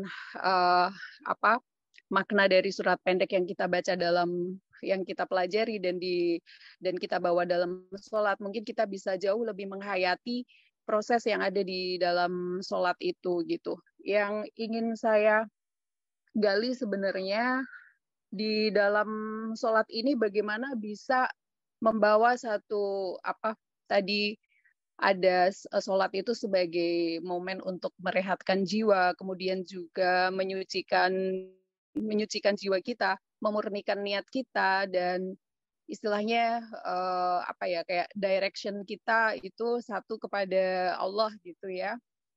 Namun kemudian setelah hubungan kita sama Allah itu tidak hanya di dalam sholat gitu. Praktek itu setelah di luar kita bergerak dalam satu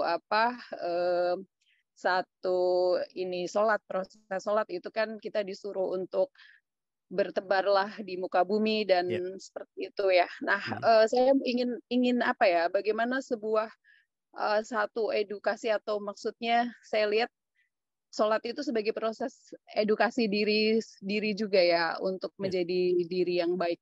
Itu bisa dibawa di luar sholat dari karakter-karakter kita ya gitu yang kita ingin selalu memurnikan niat.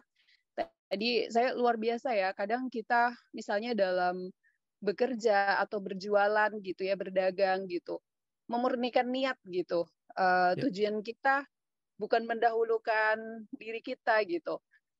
Kita ingin membuat orang, membantu orang atau memudahkan orang seperti itu. Itu menurut saya satu prinsip yang juga penghambaan dan memurnikan niat. Nah, istilahnya saya ingin digali bagaimana proses yang terjadi di dalam sholat ini bisa membangun sebuah menguatkan jiwa dan memurnikan, membangun kekuatan spiritual atau membersihkan jiwa gitu, Ustadz. Sabar ya Kak Mukti, karena saya ada pertanyaan ini. Oke, nanti setelah itu saya persilahkan Kak Mukti. Oke. Jadi intinya bagaimana sholat itu bisa berimplikasi ya pada kesolehan sosial. Itu ya? Iya, iya, dan sholat itu dijadikan satu momen untuk terus menjaga kekuatan atau pemurnian jiwa kita. Jadi kayak kita merasa addicted untuk selalu bisa memanfaatkan momentum terindah itu, baik untuk merenungi kalimat Quran ataupun juga sebagai rasa syukur atau penghambaan dan lain sebagainya. Ya itu. Jawabannya satu, tegakkan sholat, bukan kerjakan sholat. Nangkap nggak? Jadi kalau kita baru sebatas mengerjakan sholat, nih mungkin saya gambarkan begini ya, bedanya antara menegakkan dan mengerjakan ya. Kalau mengerjakan, kita hanya menggunakan satu elemen diri kita yang kita sebut sebagai elemen jasad kita saja. Jasad disuruh berdiri di atas sejadah ini, menghadap kiblat, ya kan? Kemudian setelah menghadap kiblat, ya udah. Kemudian melakukan ruku, sujud, membaca bacaan-bacaan yang diwajibkan sebagai syarat sahnya sholat. Ya nggak, Mas Siti? Tapi kemudian apakah berimplikasi kepada sebuah tadi yang menjadi tujuan sholat itu sendiri ya, yang menjadi tanha anil fasya wal munkar, itu kita nggak bisa mengandalkan sekedar kita baru bisa berhasil menggerakkan fisik kita gitu. Ini yang PR berikutnya adalah bagaimana di balik fisik ini ada sebuah sosok yang kita mungkin tidak bisa kita raih ya, tidak bisa kita rasakan, tapi sebetulnya itu hadir gitu. Ada sosok kedua nih dalam diri ini bukannya awas, ini bukan klinik ya. Jadi yang kuning ini adalah yang kita sebut sebagai ini elemen jasad kita yang baru digerakkan, disuruh berdiri, disuruh meluangkan waktu dari urusan kerja dan lainnya, kantor dan semua dagang dan lainnya, sisihkan waktunya, berdiri di atas sejadah, hei kamu harus berdiri di atas sejadah ya, bersihkan seluruh badan, bebas dari najis semuanya, pakai pakaian yang bebas najis juga, menghadap kepada kiblat, anggaplah engkau sedang menghadap kepada Allah Ta'ala, kan sebagai gambaran itu kan, si jasad ini diharuskan untuk menggerakkan badannya, dan melisankan dengan bacaan-bacaan. Tapi sadarkah kita bahwa di dalam diri kita ini ada satu elemen ini yang kita sebut sebagai ini yang disebut dengan jiwa, yang di sini ada hati nurani, di sini ada disebut dengan ini yang tidak mudah ya, bagaimana menggerakkan jiwa kita untuk kemudian si jiwa ini sebetulnya adalah satu elemen dalam diri yang sepenuhnya sangat bisa berinteraksi dengan Sang Maha. Jasad berinteraksi dengan dunia karena dia alam dunia. Jiwa berinteraksi dengan Sang Maha. Jadi yang dimaksud dengan sholat adalah seorang engkau betul-betul menghadap Allah, itu yang menghadap itu sebetulnya jiwa kita gitu. Nah, masalahnya adalah antara ibadah jasadiah kita dengan ibadah jiwa kita, kalau belum tersinergikan dengan baik, kita masih punya masalah. Masih belum jelas ya. Saya sih yakin belum semua bisa menangkap dengan artinya gini, gimana cara mensolatkan jiwa saya gitu. Nah, mensolatkan jiwa saya dengan melalui coba ini saya ingin saya mengambil dari apa yang Imam Al-Ghazali itu sampaikan, agar jiwa kita solat, maka ini jadi bab solat ya, ini sendiri ada 5 hal. Ini sambil ngecek ya, benar nggak kita sudah mensolatkan jiwa? 5 atau 6? Ibu Mukti harusnya udah paham, awas kalau nggak paham. Ada pemahaman di dalam jasad mengucapkan lisan Allahu Akbar, jiwa kita lah yang membangun pemahaman dan penghayatan sebetulnya. Di atas pemahaman itu penghayatan. Ya Allah, Engkau yang besar, hamba kecil. Engkau yang mulia, hamba tidak ada apa-apanya. Hadir rasa itu enggak? Nah, yang merasakan tuh jiwa. Yang mengucapkan jasad. Nah, kalau sekedar mengucapkan, tidak ada merasakan, berarti baru kita mensolatkan jasad kita. Itu ke situ nanti ininya, Mbak Siti. Ininya. Kalau sudah ada pemahaman, ada kehadiran hati enggak? Ini lebih dalam lagi kan? Jasad saya di sini. Pikiran mau nggak mau harus tunduk kepada aturan. Tidak boleh mikir kemana-mana kan? Gitu. Tapi hati merasakan kehadiran bersamanya atau tidak? Itu hal lain loh. Iya, hati saya sedang ingin mencari Allah atau enggak? Sedang ingin berasyik masuk dengan Sang Maha atau enggak? Seringkali hati itu kalah lumpuh oleh liarnya pikiran. Pikiran mikir ke sini, mikir ke sana. Waduh, ini urusan ini kok nggak beres-beres. Itu kan melumpuhkan si hati, boro-boro mau interaksi dengan Sang Maha, dilumpuhkan gitu. Makanya kenapa kita tidak boleh membiarkan urusan-urusan terkait dengan kebutuhan fisik yang itu harus tuntaskan dulu, ya kan? Fikihnya kan gitu. Kalau mau buang air, selesaikan dulu gitu. Kalau lagi ada sudah mau sholat terhidang makanan, bahkan kayak gitu ya, selesaikan makanannya dulu gitu. Baru sholat. Mending makan ingat sholat dibanding sholat ingat makan kan gitu. Bahasa gaul kita ya. Itu persoalan besar loh, Mbak. Nah ini harusnya satu bab sendiri tapi nggak apa. Ini ringkas dulu ya. Kalau sudah hati hadir, ada rasa kengerian nggak? Sebentar. Urutannya ini soalnya. Ini sebentar. Urutannya apa?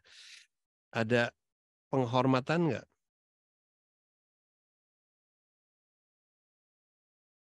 Atau ketakziman? Kenapa kita dianjurkan sebetulnya menggunakan pakaian khusus dalam sholat ya? Itu untuk menghadirkan sebuah ketakziman. Kita berhadapan dengan siapa gitu. Kemudian ada ketakutan nggak? Ketakutan itu ini rasa takut. Ya Allah, jangan-jangan sholat ini sholat yang kau tolak. Kemudian ada haibah itu apa ya? Haibah itu bahasa Arab artinya apa ya? Mungkin ketakziman itu lebih, saya memposisikan takzim itu di atas penghormatan. Ini ketakziman di sini bukan haibah lah. Pengagungan.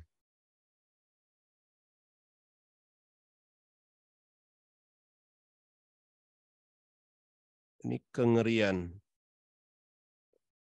6, 1, 2, 3, 4. Ya.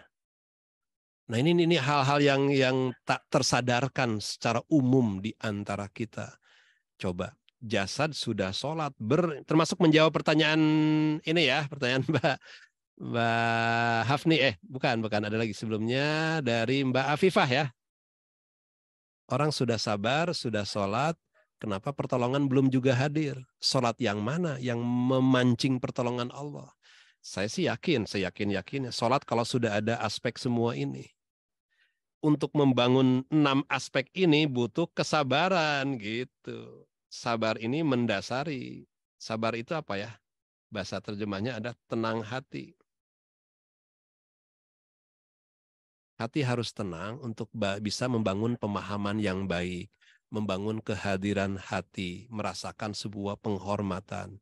Ada rasa takutnya, ada ketakziman, dan kadang-kadang ada rasa ngerinya gitu. Ya Allah, saya ini bertahun-tahun, berpuluh tahun sholat, nggak juga merubah-rubah diri ini. Kan ada ngeri kan di situ kan.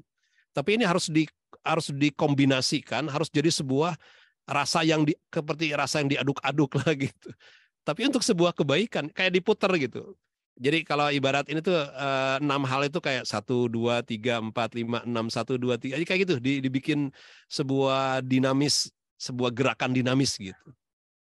antara pemahaman yang terus dibangun, hadirnya hati, penghormatan, muter terus gitu. Nah baru kalau jiwanya ikut merasakan, disebut merasakan sholat itu yang kayak gini. Tentu ini kan relasinya dengan Sang Maha semua ya. Waduh, ini jadi bukan malah sederhana ya, jadi malah berat ya ini kayak gini. Mas Siti gimana? Nah, saya yakin kalau ini semua sudah terjangkau, terjalankan, si jasad berhasil mengerjakan bebas dari najis dan semua tertunaikan dengan baik sesuai dengan aturan syariat fikihnya, jiwa sudah memenuhi syarat batinnya. Yang ini, kalau Al-Ghazali sih menganyarankan ini. Nah, untuk pemahaman kan pelan-pelan ya. Oh, Allahu Akbar itu artinya Allah Maha Besar. Selama kita belum paham apa artinya Allahu Akbar, nah problem juga. Atahiyatul mubarakatus sholawatut thayyibatu dan seterusnya itu maknanya apa coba? Itu harus digali juga kan? Difahami dulu gitu. Nah, mungkin dari situ dulu sih langkahnya sebelum hadir hati, sebelum ini juga pemahaman ini krusial dulu sih sebenarnya ini. Ini hal pertama yang harus kok nggak jelas.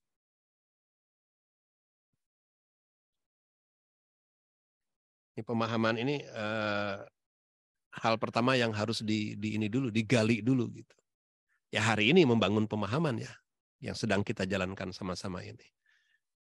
Gitu. Jadi langsung menjawab yang Bu Afifah ya, Bu Afifah ya. Jadi jangan-jangan kita belum sabar seperti yang Allah kehendaki, belum sholat seperti yang Allah kehendaki. Sehingga Allah yang sudah menyiapkan pertolongan, kata Allah ini belum mencapai derajat yang aku kehendaki sehingga aku layak menolong si hamba. Jadi bukan belum sholatnya, tapi sudah sholat, tapi belum mencapai sholat yang memancing pertolongan. Karena apa? Jangan-jangan kita baru mensolatkan jasad kita. Belum mensolatkan unsur jiwa kita. Di dalam diri ya, nggak kelihatan masalahnya. Susah jadinya. Wallahu alam ya.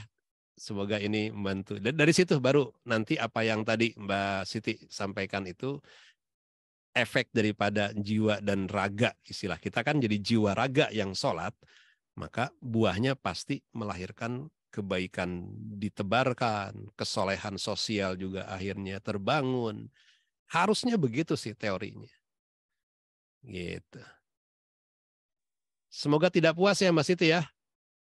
Karena kalau tidak puas membuat terus menggali lagi lebih jauh. Kalau sudah Iya, puas jadi nggak sholat lagi nantinya. Nggak boleh, harus sholat terus. Masya Allah, sangat ini ya, dalam sekali apa konten dari ataupun proses yang ada di dalam sholat itu bukan sesuatu yang sangat sederhana, luar biasa. Dan dari note yang disampaikan Bu Hafni juga, Masya Allah, sebuah refleksi yang apa sebagai sebuah kita kesadaran untuk menjaga kesadaran kita atau conscious kita bahwa when you stand in prayer, you realize a day is coming when people won't matter. Nanti di hari akhirat nanti kita akan berdiri sendiri di hadapan Allah, dan itu yang akan membuat kita juga merasa kuat untuk menghandle berbagai hal seperti itu. Dan bahwa kita nanti semuanya akan mempertanggungjawabkan apapun dari diri kita yang kita lakukan secara sendiri kepada Allah Subhanahu wa Ta'ala. Dan juga dari Bunda Tara ya, yang menjadikan sholat sebagai sebuah sarana komunikasi maupun juga sarana evaluasi dari segala hal yang kita lakukan, seperti itu, seperti melaporkan kepada Allah apa yang sudah terjadi di dalam satu hari ataupun apa yang telah dilalui. Oke, dari Mbak Afifah ya. Betul. Silakan Bu Mukti. Ya, silakan Ibu Mukti. Kurang jelas suaranya, masih kecil, gedein dikit. Kecil suaranya. Ya, masih kecil. kurang jelas. Hanya problem HP ini, problem mic kayaknya.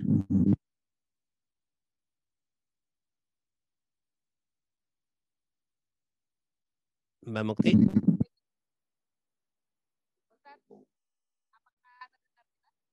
Masih mic-nya masih ada problem tuh, kayaknya enggak.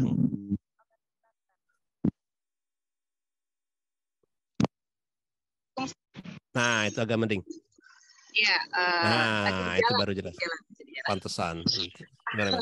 Menuju kampus. Oke, saya mau tanya tadi tentang nafilah gitu ya. Ini pengalaman pribadi aja gitu. Jadi ketika kita dihadapkan satu masalah gitu ya, kita jadi seperti semua sholat kayak dilaksanain gitu. Tahajud, duha semua gitu, rawatib semua dilaksanain gitu ya. Namun seiring perjalanannya itu, kemudian sholat-sholat sunnah itu seperti jadi kebiasaan, jadi apa ya, sudah menjadi kebiasaan gitu loh. Nah, yang saya tanyakan satu itu, apakah bagaimana membedakan nafilah itu berdiri atau tegak karena memang kita sudah menegakkan sholat atau hanya sebuah pembiasaan saja. Khawatirnya apa yang dilakukan itu hanya sebuah pembiasaan gitu ya. Karena kan menurut motivator kalau kita melaksanakan 3 minggu gitu ya, 21 hari tanpa jeda, itu akan terbangun karakter seperti itu gitu. Seperti itu. Kemudian yang kedua, apakah ada hubungannya antara tumakninah dengan kekhusyuan sholat kita gitu. Lalu apakah itu berimplikasi pada kehidupan kita sehari-hari gitu. Kan kita disuruh tumakninah, apakah itu juga ada implikasinya dalam kehidupan kita sehari-hari. Kemudian yang ketiga, Ustaz, mau nanya tentang Al-Quran gitu ya. Tadi kan dibilang Al-Quran itu sebagai syifa gitu, karena Allah sudah merahmati kita gitu ya. Nah, saya nggak tahu apa yang saya alamin ini termasuk rahmat Allah atau memang belum menjadi syifa buat saya, tapi memang belakangan ini saya seperti disajikan ayat-ayat yang bikin saya makin ngerasa apa ya, Allah tuh maha besar gitu ya. Maksudnya udah bikin kita meleleh gitu. Kalau bahasa sekarang tuh bikin kita melting gitu, bikin kita nggak bisa berkata-kata lagi gitu, nggak bisa nggak bisa mengungkapkan apa sih yang terjadi, tapi itu kita takjub gitu dengan ayat-ayat Allah gitu. Dan apakah dengan kita dipermudah untuk menyelesaikan baca Al-Quran, dimudahkan untuk memahaminya, dimudahkan bertemu dengan kelompok-kelompok tadabbur Quran, apakah itu juga merupakan salah satu ciri kita telah dirahmati Allah atau Al-Quran telah menjadi syifa buat kita, kayak gitu, Ustaz. Terima kasih, Ustaz. Itu aja. Assalamualaikum warahmatullahi wabarakatuh. Pertanyaannya kepanjangan sih, jadi bingung mana yang ini. Ntar dulu, nangkep dulu ya. Yang pertama terkait dengan apa tadi? Coba bantu Mbak Siti. Ada 3 pertanyaan. Pertama terkait dengan kebiasaan ya. Nafilah itu sebagai bentuk kebiasaan. Apakah kebiasaan itu akan menjadi baik atau tidak, begitu ya? Bagaimana agar tidak menjadi sebuah ibadah ritual tanpa makna gitu. Ketika itu menjadi sebuah kebiasaan. Begitu ya, Mbak Mukti ya? Itu. Kan rutinitas ya? Iya. Ya itu tadi itu. Sebenarnya related dengan masalah tumakninah gitu. Jadi semua di aspek rasa sih. Kembalikan kepada aspek rasa. Sebuah kebiasaan menjadi kering kalau rasanya hilang. Saya biasa ngemil misalkan, tapi tidak dinikmati gitu. Maksudnya rasa nikmat itu kan terkait dengan tumakninah juga akan nyambung gitu. Nah, selama kebiasaan itu tidak sampai pada sesuatu yang kemudian bisa dinikmati, maka kebiasaannya jadi problem. Pasti ada masalah di kebiasaan. Jadi menjadi sebuah ritual biasa yang tanpa makna. Lagi-lagi ke situ sebetulnya akhirnya ya. Makanya kenapa mempersyaratkan tumakninah itu sebagai rukun daripada sholat itu kan. Kan dari tumakninah lah lahir sebuah kondisi di mana kita lebih memungkinkan untuk menikmati setiap momen itu. Nah, kemampuan menikmati itu memang harus dibiasakan. Itu betul gitu. Jadi jangan sampai gini, orang akhirnya lebih mengejar saya sudah melaksanakan ibadah sunnah ini gitu, sudah duha, sudah ini, sudah tahajud, ujung-ujungnya kadang-kadang menuntut, ya Allah, kok saya sudah melaksanakan, kok mana buktinya bahwa ini menjadi sebuah tadi, misalkan saya sambungkan dengan masalah syifa tadi, ya tidak terasakan syifanya kalau dari apa yang rutin kita lakukan sebagai sebuah kebiasaan, tapi kemudian kebiasaan itu tidak saking biasanya menjadi hambar gitu, itu problem kan. Harusnya sesuatu yang dibiasakan itu menikmatinya lebih kuat lagi gitu. Karena saya biasa ini, maka saya akan menikmatinya lebih gitu.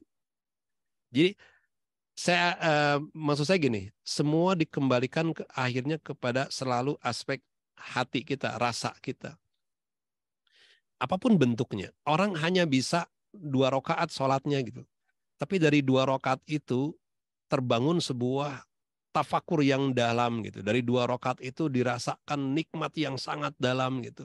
Dari 2 rakaat itu ada kehadiran hati, ada yang tadi itu ya.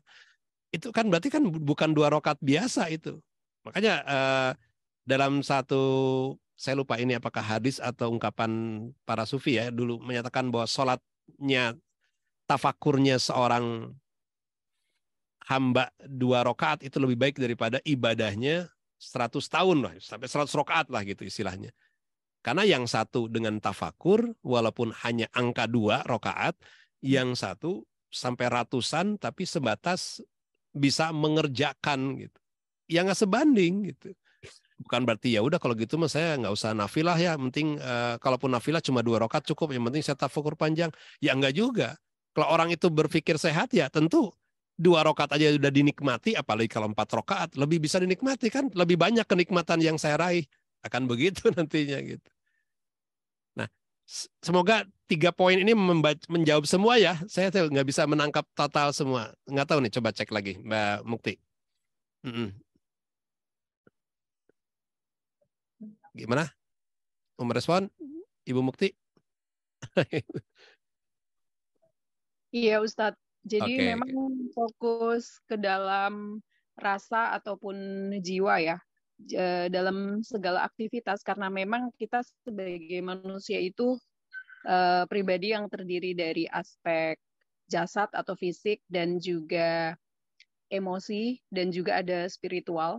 Ya. Jadi kalau kita bisa menghayati atau tadi memposisikan sholat dan kita bisa merasakan keindahan sholat, menekankan pada satu tujuan ke dalam untuk meraih ketenangan hati ataupun tujuan utamanya adalah hati kita, itu nanti bukan sebagai sebuah satu rutinitas ya, Ya. seperti itu.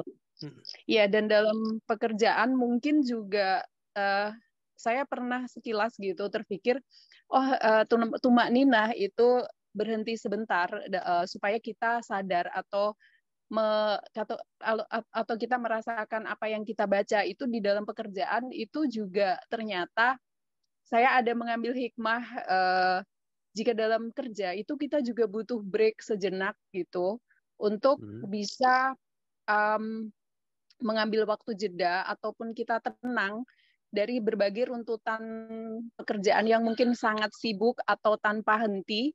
Jadi tumak ninah itu atau rehat atau break sebentar itu tuh sebagai momen untuk bisa merenungi ataupun juga mensyukuri ya dari aktivitas itu seperti itu. Jadi menurut saya tumak ninah itu sebenarnya pelajaran yang luar biasa dan bisa dibawa ke dalam aktivitas kita di luar sholat, yang saya pernah terpikir seperti itu. Dan kalau misalnya dalam satu pekerjaan yang tanpa berhenti, kemudian kayak kita tidak bisa istirahat gitu. Tetapi kalau kita merehatkan sejenak pikiran kita, mungkin dengan zikir ataupun yang lain, itu kita lebih bisa menghargai aktivitas itu dan mungkin rasa lelah itu sedikit lebih lebih ringan seperti itu. Ya. Itu kalau saya. Betul. Iya, itu Oke, jadi ya ya ini gimana? ada Mas Diki. ada Mas Diki, mungkin Mas Diki mau berbagi. Silakan, yang disampaikan ini mungkin sedikit ingin disampaikan lebih luas. Silakan Mas Diki. Bismillahirrahmanirrahim. Assalamualaikum Ustaz dan rekan-rekan semua. Iya, salam. Jazakallah atas ilmunya. Alhamdulillah ini saya punya kesempatan pertama untuk ikut gabung di hari ini. Ini saya coba untuk kaitkan tentang bagaimana tadi sholat itu sebagai gerbang untuk membangun sisi kesadaran. Sebetulnya saya punya latar belakang pendidik dan memang manusia secara holistik itu terdiri dari 5 aspek gitu kan. 2 diantaranya yaitu sisi spiritual atau nurani itu, dan yang kedua adalah sisi jasmani. Nah, di mana sisi nurani ini akan menjadi satu kunci bagaimana si aspek-aspek manusia lainnya itu bisa baik gitu kan. Ketika nurani ini baik, maka si aspek-aspek jasmani, nalar, kreativitas gitu kan, sosial itu akan baik juga. Nah, bagaimana dengan sholat itu? Ibaratkan kita akan menguatkan sisi jiwa tadi, sisi ruh kita gitu kan. Ya, bagaimana terjemahannya? Nah, jiwa itu terjemahannya itu pancarannya itu akan ke sisi aspek karakter, di mana kita akan mempertimbangkan berbagai hal yang akan kita lakukan dalam keseharian gitu kan. Makanya ini nantinya kita akan sadar kita ini berada di lingkungan. Lingkungan itu bukan hanya sekedar kita dengan masyarakat saja, tapi bagaimana kita menyikapi fenomena alam, bagaimana kita menyikapi terhadap alam yang terjadi ini gitu kan. Jadi kita akan lebih hati-hati gitu kan, bahwa karena kita sadar akan tujuan dan gimana bahwa kita tujuan diciptakan itu kan sebagai khalifah ya. Jadi kita akan lebih hati-hati, lebih bijak dalam menjalankan kehidupan kita di keseharian. Itu sih kalau pandangan saya. Terima kasih Ustaz. Ya, oke. Sama, sepakat. Alhamdulillah. Wah, saya masih tinggal menyepakati aja, udah ya, cukup ya. Tadi saya ada yang kelewat ini ya, yang 6 hal ini. Ini saya dulu mengutip, karena beliau juga mengutip dari sumber yang sama ya, dari Al-Ghazali, bahwa yang 6 hal ini, bentar kok nggak bisa, saya harus pindahin dulu bentar.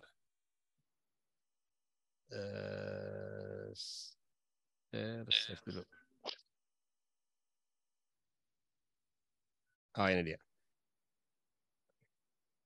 Jadi ada 6 hal inilah yang menjadi dasar tadi ya. Saya tadi baru satu yang kelewat, yang ada harapan gitu. Jadi saya bisa katakan bahwa ibadah lahiriah kita, si jasad ini sudah tuntas lah sebetulnya. Insya Allah kita tidak mempersoalkan, apalagi meributkan ini mau 2 rakaat tambah 1 witir atau 4-4-3, nggak perlu, udah lewat sebetulnya masa-masa merasa perbedaan itu menjadi penghalang itu. Justru Ramadan hari ini yang penting gitu kan, ada momen yang 6 hal ini enggak gitu. Itu aja sih sebetulnya buat saya. Kalau ada sebuah pikiran yang terus melintas, tanda bahwa kehadiran hati sedang tidak ada di situ. Kalau ada kecemasan yang berlebih, itu berarti ada problem. Terus sudah mulai memahami nggak setiap lisan yang kita ucapkan? Ini jadi PR sendiri buat kita nih. Ketika tadi iktidal, apa itu sami Allahu liman hamidah, apa itu Rabbana lakal hamdu. Kalau sampai pada sebuah pemahaman, mencapai pemahaman, berarti kan paham apa yang kita ucap. Inti sholat juga adalah komunikasi. Kita sedang berkomunikasi antara tadi Bunda Tara, betul ya, Bu Tara ya, bahwa harus ada sebuah mekanisme relasi yang baik. Kita mengadu kepada Allah, kita ini kan itu terjadi kalau ada komunikasi kan gitu.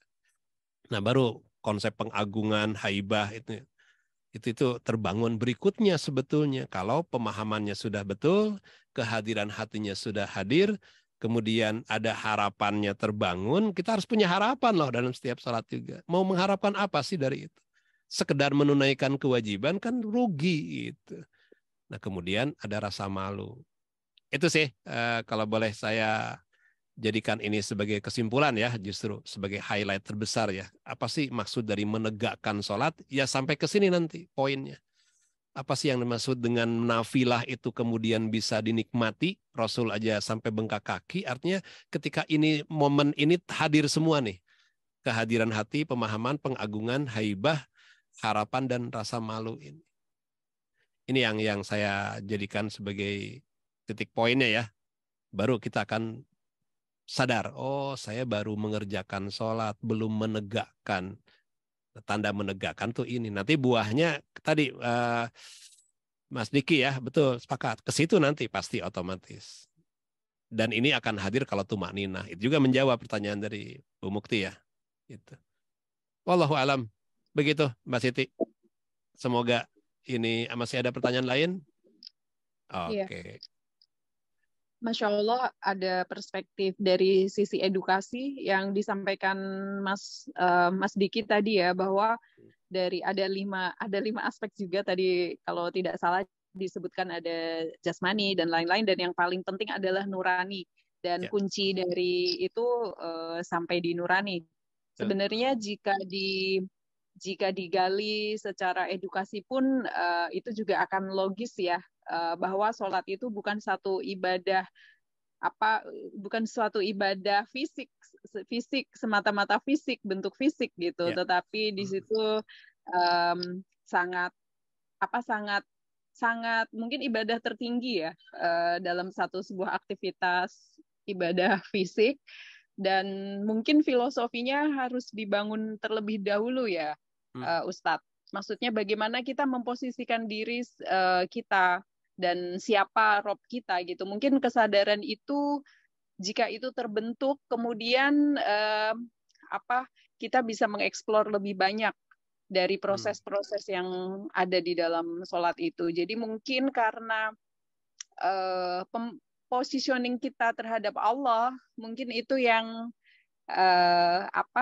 kenapa kita butuh intimate gitu ya. Sholat itu kan bagian dari the most intimate relation dengan Allah gitu. Seperti itu. Itu mungkin yang butuh dikuatkan niatnya. Emang ke situ nanti ininya outputnya ya yang ingin kita capai gitu sebagai tujuannya.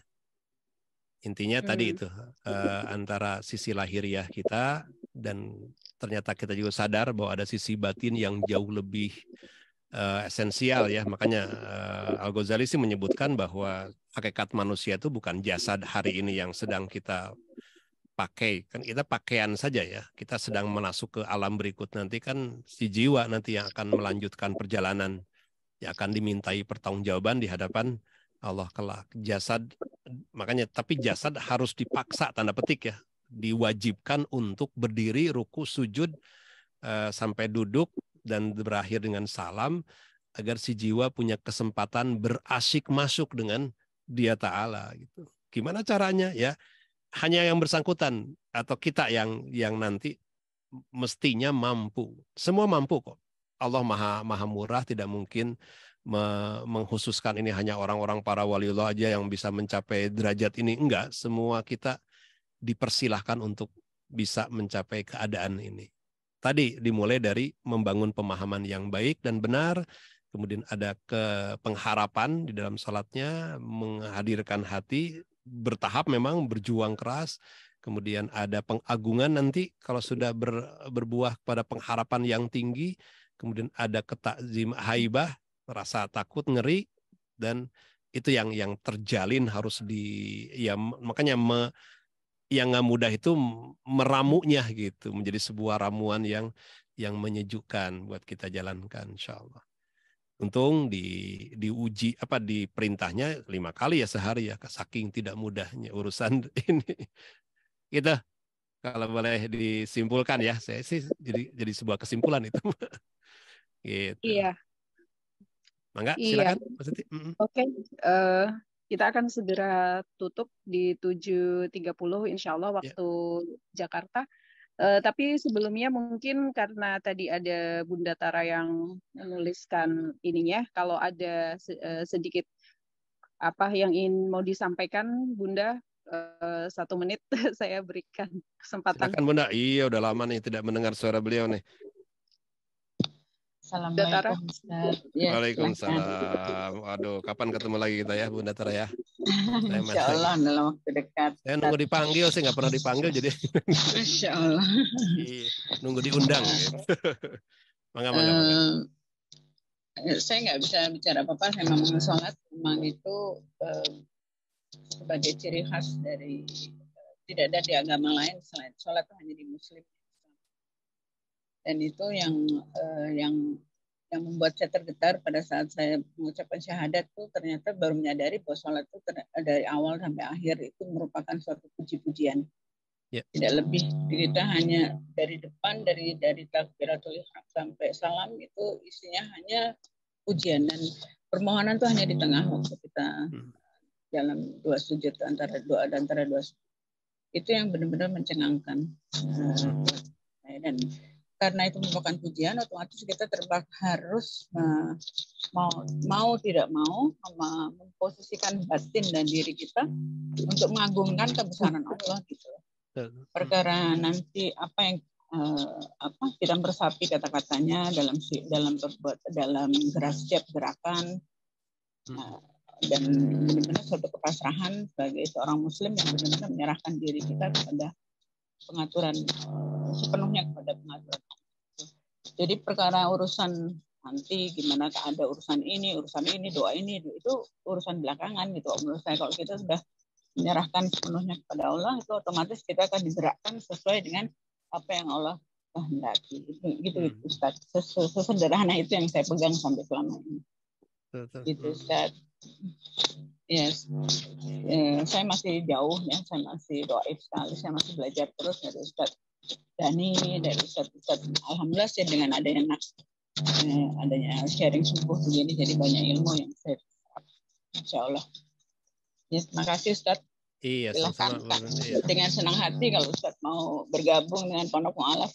Silahkan. Iya, saya kan dari dulu juga menyiapkan diri. Silahkan kapan waktunya. Mau nggak gampang, bisa diatur lagi nanti. Insya Allah nanti. Ya, terima kasih.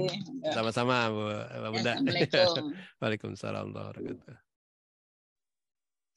Iya Ustadz, alhamdulillah ada tambahan dari Bunda Tara ya, yang merefleksikan jika sholat itu kandungannya lebih banyak sebagai puji-pujian seperti itu ya, dibandingkan tadi ya ada doa dan harapan di situ. Mungkin nanti bisa membuat satu tulisan bersama atau satu refleksi bersama exploring sholat gitu ya. Bagaimana kita memaknai sholat dan berbagi tentang the beauty of sholat. Oke, baik Ustadz, sudah pukul 7.30.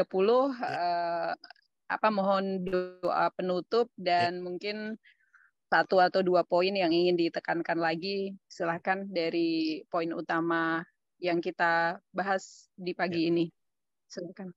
Ya, baik sahabat-sahabat semua yang dimuliakan, Bapak Ibu sekalian, tentu tadi ayat surat Al-Isra ayat 78 sampai 82 ini intinya tentang sholat memang. Untuk menunjukkan Allah itu sedang ingin bahwa kalau engkau ingin menyapa aku, kata Allah, dengan sapaan yang indah, maka tegakkan, bukan sekedar kerjakan. Untuk bisa menegakkan, kemudian sampai berbuah kepada ini, ya maka kembalikan kepada Quran ya. Dan disitulah Allah menuntun secara perlahan bagaimana membangun sebuah penegakan yang baik antara kita sebagai hamba, membangun relasi yang baik dengan Dia Ta'ala. Tanpa ada penegakan yang dibangun oleh utamanya di dalam urusan sholat ini, tentu kita tidak bisa meraih apapun ya, rugi besar. Karena itulah penting kita tidak sekedar mensolatkan jasad kita, sekedar mengerjakan, tapi kita juga perlu memulai, saya pribadi juga terus bisa pontang-panting memang untuk proses bagaimana mensolatkan jiwa kita. Jiwa yang sholat itu artinya di situ ada pemahaman yang benar, kita dalam rangka membangun pemahaman ini. Kedua juga perlahan kita mulai menghadirkan hati kita, kan kehadiran hati di jiwa ya. Hati yang hadir bersama Dia Ta'ala, merasakan kedekatannya, merasakan Allah sedang menyapa kita. Disitulah terbangun pasti komunikasi antara kita sebagai hamba dan Dia Ta'ala sebagai Rabb. Komunikasi tanpa pemahaman pasti ada problem gitu. Nah itulah dari komunikasi yang dibangun, nanti cirinya komunikasi terbangun apa? Cirinya pemahaman itu hadir apa? Ada 4 rasa tadi. ada rasa pengharapan, ada pengagungan, ada juga rasa malu, ada kengerian. Itu rasa-rasa itu sebenarnya aspek yang ditimbulkan dalam jiwa kita kalau kita bisa membangun sebuah relasi yang baik. Tentu kengeriannya dibandingkan dengan pengagungan jauh lebih kuat pengagungan tentunya ya. Artinya untuk membuat kita punya harapan lebih kuat atas semua ini. Baik, tentu ini tidak mudah tentu saja karena setan pun punya kepentingan untuk menggagalkan relasi kita yang baik dengan Allahnya. Iblis juga pasti punya kepentingan besar bagaimana agar sholat dari sejak takbir dibikin banyak pikiran, banyak keinginan macam-macam, dibikin rusak hubungan kita dengan Sang Maha. Tapi kita adalah hamba yang tetap berpegang teguh, bermohon terus-menerus kepada yang Maha memudahkan urusan ini, termasuk di dalam urusan sholat ini. Semoga seperti doa tadi ya, Allahumma adkhilna mudkhala sidkin. Ya Allah, masukkan di dalam urusan sholat ini terutama dengan dengan sebenar-benarnya perjalanan, sebenar-benarnya upaya kita untuk membangun pemahaman yang benar. Jadi doa kita adalah bermohon, ya Allah, semoga kami semua hamba-hamba ini menjadi hamba yang merindukan untuk bisa membangun sebuah komunikasi yang indah denganmu, ya Allah, di dalam setiap sholat hamba, dalam setiap sujud hamba, dalam setiap berdirinya hamba, dalam setiap zikir hamba, dalam setiap takbir hamba yang hamba lontarkan adalah sebuah upaya hamba ingin membangun relasi yang indah antara hamba denganmu, ya Allah. Tuntun hamba menjadikan Quran ini menjadi syifa, menjadi penyembuh, menjadi penolong juga. Jadikan sabar dan sholat ini juga menjadi puncak, menjadi pintu pertolongan bagi hamba ini, ya Allah. Semoga kami semua mendapatkan rizki berupa ketaatan, rizki berupa kehusyuan dalam setiap sholat, rizki berupa tumak ninah dalam setiap gerakan, rizki dalam setiap doa demi doa diiringi dengan keyakinan atas pengabulan-Mu. Allahumma Rabbana, ya Allah, inilah harapan dan doa kami. Allahumma salli ala Sayyidina Muhammadin wa ala ali Sayyidina Muhammad bi barakati Ummil Kitab Al-Fatihah. A'udzu billahi minasyaitonir rajim. Bismillahirrahmanirrahim. Alhamdulillahi rabbil alamin. Ar-Rahmanir Rahim, Maliki Yaumiddin. Iyyaka na'budu wa iyyaka nasta'in. Ihdinas siratal mustaqim. Siratal ladzina an'amta 'alaihim ghairil maghdubi 'alaihim waladdallin. Amin ya Allah ya rabbal alamin. Amin ya Allah ya mujibas sa'ilin, ya qabilad du'a, ya sami'ad du'a, ya arhamar rahimin. Taqabbal ya karim, walhamdulillahi rabbil alamin. Demikian dari saya pribadi, mohon dimaafkan jika ada kekurangan dan kehilafannya. Wastaghfirullah. Assalamualaikum warahmatullahi wabarakatuh. Silakan Mbak Siti. Mangga. Waalaikumsalam warahmatullahi wabarakatuh. Jazakumullahu khairan, Ustadz. Masya Allah, semoga iman kita bisa bertambah dan kita mendapatkan cahaya, sedikit cahaya di bulan Ramadan ini. Alhamdulillah hari ini kita insya Allah bisa mendapatkan hikmah dan berkah bersama. Terima kasih semuanya, selamat menjalankan ibadah puasa bagi yang menjalankan dan maksud saya yang berpuasa. Insya Allah kita belajar bersama kembali besok di pukul 5.30. Terima kasih banyak Ustadz, Masya Allah. Terima kasih. Assalamualaikum warahmatullahi wabarakatuh. Waalaikumsalam warahmatullahi wabarakatuh. Iya. Saya izin pamit juga, Mbak Siti semuanya. Mohon maaf lahir batin. Astagfirullah. Assalamualaikum. Waalaikumsalam warahmatullahi wabarakatuh.